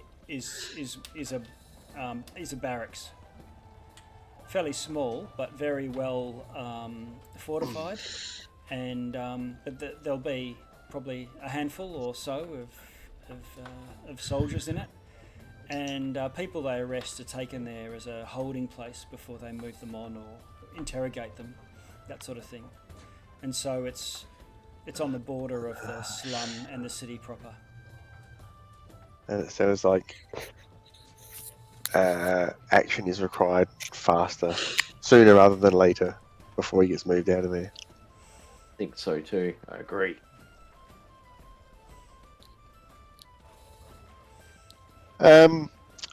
Navarra, this Night Shadow, you say it's chewable. Is there any other methods of administration? Well, most would just smoke the weed directly if they've just got the leaf. But many chew it, either in any form of cooking, but these toffee lozenges are what some of the astral sailors chew on their travels. This place has gravity, but that's not normal on the astral plane. As soon as you go up in the air a certain distance, you travel by the power of your mind, not your legs. How much is it This for the is chewable? this is a dream world. 1 silver piece per lozenge.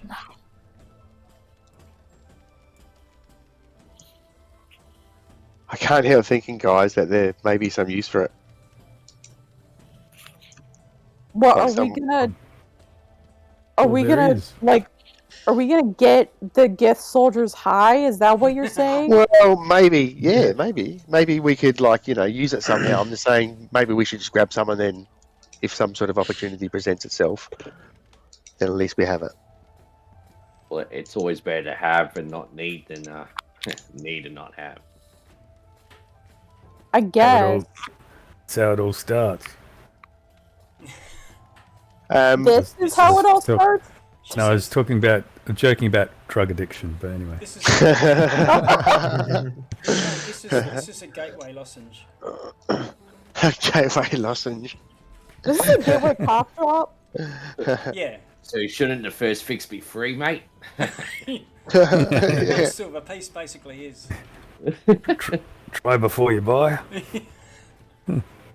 She says she doesn't care whether you have it or not, but she'll sell it to you. Oh, I'll I'm take gonna- it. I'll take one. Okay. Yeah, I'm just gonna be generous and give her a gold piece just because I feel sorry for her. Okay. Oh, if you're gonna buy some, just keep some in your pocket. And Yep. Okay. So within the party, with a gold piece, you've got 10 night shadow lozenges, Night shadow lozenge. like a little packet of Tic Tacs on those cold nights. She says, if you do go up there, be careful. Be careful of the dream storms. the dream storms. You don't want to be stuck in someone's dream. Okay. That we weren't told about that in the brochure on the way here, but She says every one of those clouds is someone's dream. And how do we best avoid it? Ooh. Well, you skillful astral sailing.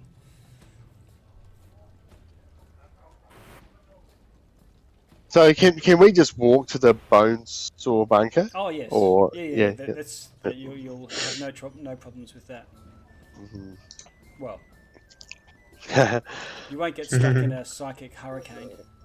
All right. Well, should we maybe just catch our breath here a bit longer and then head off to the bone saw bunker? Catch our breath. Probably not a great place to catch our breath, but. Currently holding my breath, Well, which I could do for 1 hour. you have enough of a polite rest. As is, rather than sort of just rushing straight off. But I guess after a short time, you'd make your way out without attracting too much attention to yourself, or just acting like locals as best you can. I'm dressed as best I could as a local. Oh yeah, you're blending right in. I'm like 6.5 feet tall. I'm a bugbear. I'm certainly not. I feel like I'm not fitting in anywhere I go. You probably, But you probably fit in here more than you do on your home world in human cities. oh yeah, Because because this is yeah. like walking into Star Wars Cantina. Everybody's a different race. Funny, I had that song just going in my head then. Yeah, you should rip someone's arm off like a bugbear. Yeah. Hey, that's a gross stereotype. Okay. Yes, Laureate will dance their feet off. Or something. What's the opposite? Whatever the opposite is. I mean, I would rather shake their hand and have a nice conversation. Yes. A debate. What's really funny about that is my charisma score is an 8, Oh no. Okay. Oh. but I have I have proficiency in persuasion, which is why the bonus to that is a +4. No, well that's good. That's good. Makes sense. Okay, what I'm going to do is I'm going to move everyone out. You make your way. Let's see who's going to lead the party through the slum. I could, because I could just like I don't know if like I don't need to cast light on my beetle because it just like well You can see. You Can can I- see into the distance. It's dim light. can I use that like that 10 feet of light that like beetles emit like from the beetle like stat block? No, we're going to go with Steel Defender from here. Okay. When I checked it, So just what- use the Steel Defender, but you can always cast light on it. Yeah. Let's not draw attention to ourselves. I'll go ahead. Right. Okay. Is that Crater? So I'll do the full stealth thing. Okay. What's your plus to stealth? I don't need to roll really. I just want to get a passive stealth. Yeah, I've got advantage on it too. So, Okay. what have I got? It's only +5. Okay. So you I got you lead the party through, just picking your way, trying to stick to the eaves, hugging the taller towers of debris, and make your way without any untoward encounters. You do dodge one patrol, but they seem few and far between. You see a lot more in the distance over the city proper. It's as if the slum doesn't really get much of in the way of patrols. And those if that anybody's are really not looking, and they're casual, like the one that flew straight over you all. okay. If anybody's particularly bad at stealth, I can cast invisibility on them. I just have a +1. Yeah, I just got a +1. But Yep. yeah, let's save that for when we I'm a actually +4. really need it. Yeah. Okay. Unfortunately, I don't have like pass without trace, but I do have invisibility, and I couldn't like it would use a lot of spell slots, so I don't think I could cast it on. Oh. When you cast this spell using a spell slot of 3rd level or higher, you could target one additional creature for each slot above 2nd. So if I used a higher slot, I could potentially get everybody, but I don't think we need that right now. Not right now. I think we're good. Okay. Or no, I couldn't get everybody. I only have up to 3rd level spells. So I could just get me and another person. So I've just put people into a 10-foot wide group, based on just where you were in the inn. But assuming Crater is doing the leading people all the way through. Yeah, and Cub's pretty close up front with Crater. Oh, He's yeah. ready to punch out. And Jadara will be just not far behind. And eventually, I'm just moving you all as a group, just rather than the whole funny shuffle that you get. can I be in the middle there? Yeah, move yourself If we're as you want to. if we're counting like marching order. Yeah. But I think it's better if I'm not last then. Yeah. Since I'm, wizard and you're a fighter. I'll go at the back. I'll go at the back then. Who's that? Janara. Janara, right. So Crater and Cuff at the front, Laureate and Abraham in the middle, and then Janara at the back. Okay. Yep. Cool. So it's at that point that you can see Crater and Cuff looking to the south of where you are. A large, squat, round structure. If you can see it down here. And yeah, And I'm just going to bust out this Mountain Tavern music because you're out of the tavern. Is Sparky still emitting light? I don't know how to turn that off. I can turn it off. Okay. I just didn't want our view to be misrepresented. There you go. Control. Yep. All right.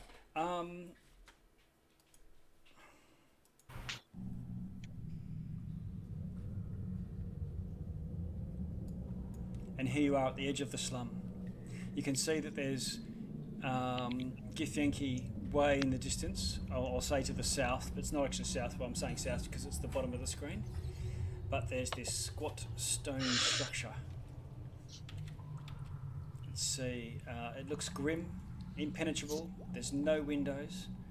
The walls seem to be reinforced by heavy square buttresses, and there's a single iron door facing the road. Here, where I'm pinging. 10, 20, 30, it's only 30 feet away from you, 35 feet away from you. Cuff and Crater. Okay. Is there any? There's no windows or openings at all the whole way up. No. How tall is the building? Only about 15 feet. It's got a domed stone ceiling. Looks like a kiln. Should we take a look, Crater? Full face ceiling, the roof. Sorry, there's no openings. It's not. No openings you can see from here, and it is a bit of a dome, so you can sort of you get an angle from where you are. Can I get Sparky to like fly up and just get a closer look at it before we all approach? So just checking, can steel defenders fly? I mean, I've fashioned it as a beetle. Okay, so let's assume it does for the purposes of the one shot. I might be stricter otherwise, but that's fine. That's cool. Okay, so are we still paying attention to like speed? Because we're not in initiative. Oh no. This is you're stalking your way through the streets, trying to stick to the shadows and so on.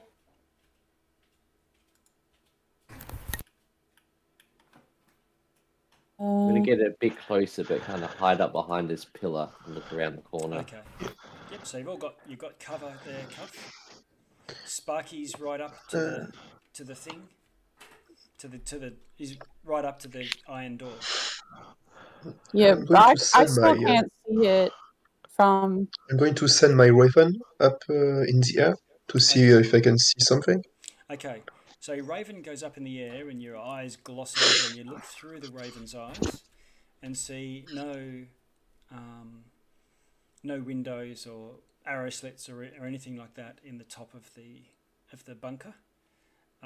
There's a couple of chimneys though. Can we hear? I'm going to try to send it to the chimney. Yep. Okay. And I think Crater was it or?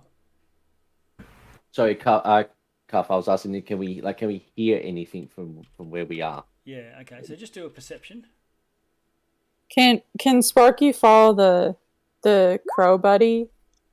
Yes, Sparky follows the crow. So the two of them go up to the top. You can't hear anything from the inside. Might be just too solid. Should I do a perception? Should I do a perception check, or my passive perception is 20, or should I just do a active check? No, yeah, you can do it. No, you can't hear anything. Should I do? It's dull and lifeless. With my passive. Yeah, with passives, just walking around, and whether you notice. Okay. You don't notice anything. Can I do a check then? Yeah, you can do an active scan. Oh, 28. Yep. Okay. All it is you do all you note, all you spot or perceive from that is it looks like a bit of traffic coming in and out of where the iron gate is. It does get use. Okay. And Munin, there is a chimney and there is this slight smell of smoke coming from it. Okay. Not night shadow. Can I send it through the chimney? Chimney? Uh, yeah, you can send him down.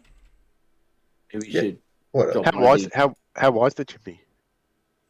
Just small, just like 6 inches across, I guess. Okay. Yeah. Okay, so Munin goes down the chimney. Eventually, and it's a bit of a squeeze. You can't flap your wings. But Munin goes down, and eventually, you can see that there's some coals in a fire below. Okay. Does the coals are still a bit hot or not? Oh, it looks like they're still glowing, but it's not a raging fire or anything. Okay. Otherwise, the heat would be too much to go down. Hmm. Well, there was someone here recently. May still be here. And you haven't gone all the way down the chimney to go out yet. And I will just bring him back up. Okay. And then Sparky follows. I don't know if I did that thinking that like I could also like warg into my Steel Defender and see what he sees, but I think that's just a familiar thing. What do you reckon? Should I knock on the door? See if anyone's home. Well, I think our choice is either knock on the door or to try and gain entry ourselves. Yeah, I'm gonna go up and knock on the door. Okay. What's your plan? What's your plan though when it gets answered? Well, Just so if we can someone- be prepared. Well, if I knock on the door and it opens, it means someone's home. So we're forcing our way in, are we? I don't know if I like the front door approach. Like I do like being honest and open, but I feel like it's too easy. I feel like we could just like walk right into a trap or something. Well, they don't know we're coming. So They will once we knock on the door. Yeah, that's true. But Does anyone? Do any of you have nimble fingers that can maybe pick the lock on that door? Or... Is there I- Anthony, Well, are there any kind of like is there any kind of like peephole or like lock thing on the door, like a keyhole or something? Oh, you're too far away to see. Can I get a little bit closer? Yeah, if you're looking for like peepholes or tiny gaps and things, you'd need to be right up against it. Well, because I've moved right up in front of the door and I'm like kind of got my fist balled up ready to knock, but the guys are like, "No, what are you doing? What are you doing?" I kind of just want to take a look at the door myself while I'm Okay. in there and kind of look around. Okay, so you and Laureate, can you do your own investigation checks? Absolutely can. Yeah. Yeah, not too bad. Jesus Christ. Janara Why? might just wander over here. Seven. Seven's the number of the day. Um, Okay, Janara wanders over there. Just to sort of hang around the edge from the door itself. Okay. And what about Cradle and Abraham? What are your passive perceptions? I'm going to hang off the building itself. Okay. So I'll be up high. What's your passive? I'm just checking for that now. 12. My passive investigation is a 15. Does that mean anything? Oh, hang on, I'm just need everyone to check their passive perceptions first.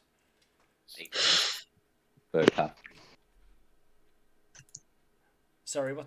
Abraham, what's yours? 17. 17. I'm going back to my old faithful. What is Laureate's passive perception? 20. Oh, that's right. Yes. And I took the skill expert feat and I nice. got expertise in perception. Okay, and Cuff, what's your passive? 18. 18. Wow. And then Crador. Yeah, mine's only 12. 12. And Janara. 14. All right. I'll probably know them all now that I've typed them in, but it saves me from giving things away by saying, hey, what's your perception? And of course, everyone starts looking for stuff when I ask those sorts of questions. Okay. Abraham. To the north, Yes. back here, you spot a bit of movement.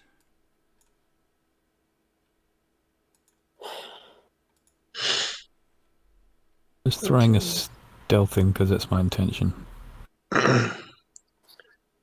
Oh, nice. Do I just see movement, or do I see like anything else? There's a figure there.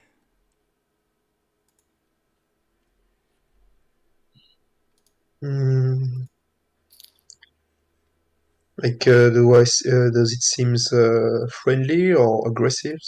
Anything? Looks like a Githyanki is looking at the Oh. people at the door. That's amazing. You got a nat 20 and a nat 1. I will scratch my throat. Guys, we have a visit. As I point to the north. Would this be a good And I time will or make not? a few steps here. Would this be a good time or not to, like, for me to do stealthy? Or can I not do that from where I am? I think we're very much out in the open. Yeah, I think like they saw me for sure, but I don't know if they saw all of us. So maybe you can try it? Can I try a stealth check? Yeah, Janara might try and hide as well. Okay. Both of you do stealth checks.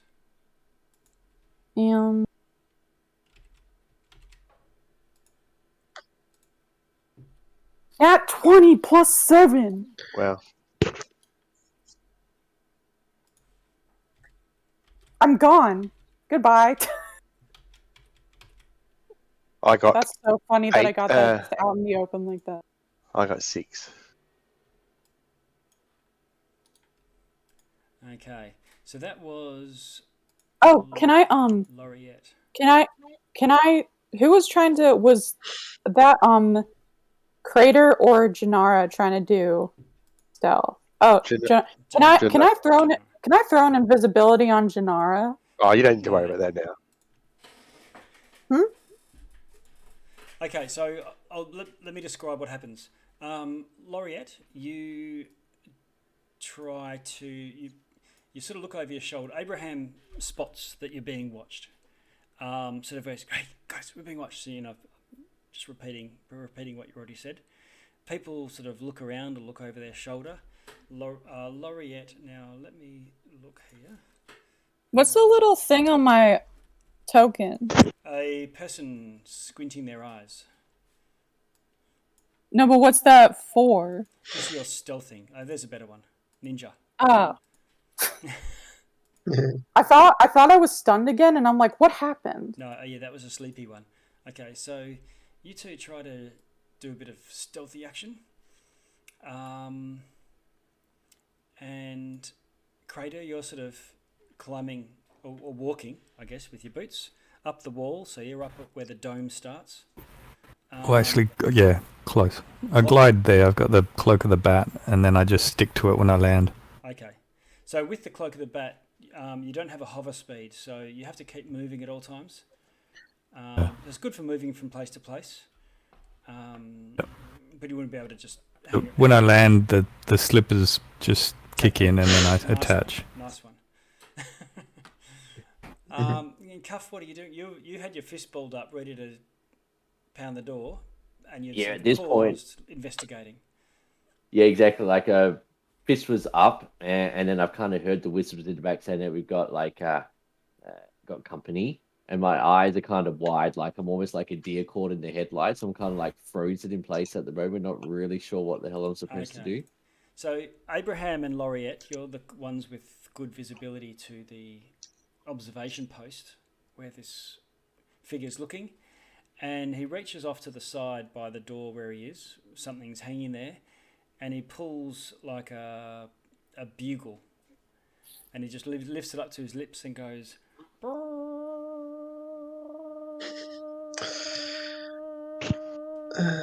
Okay, so this isn't Go, good.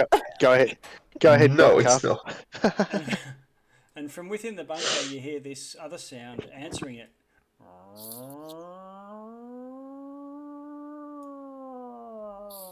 And you can hear lots of banging of metal and buckles and other stuff.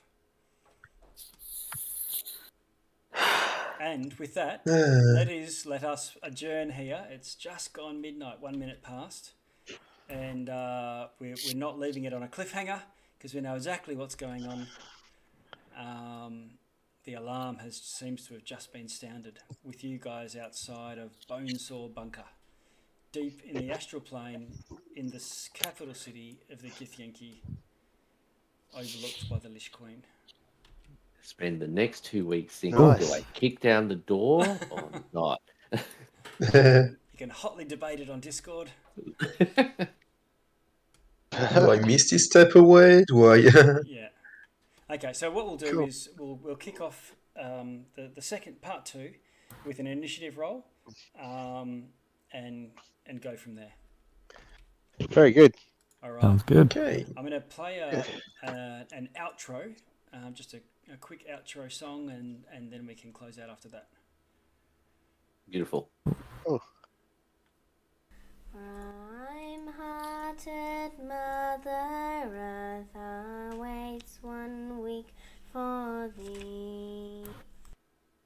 Okay, Rhyme-hearted Mother Earth. That's our closing from Rhyme of the Frost Maiden, but it can go here from the Githyanki Queen as well.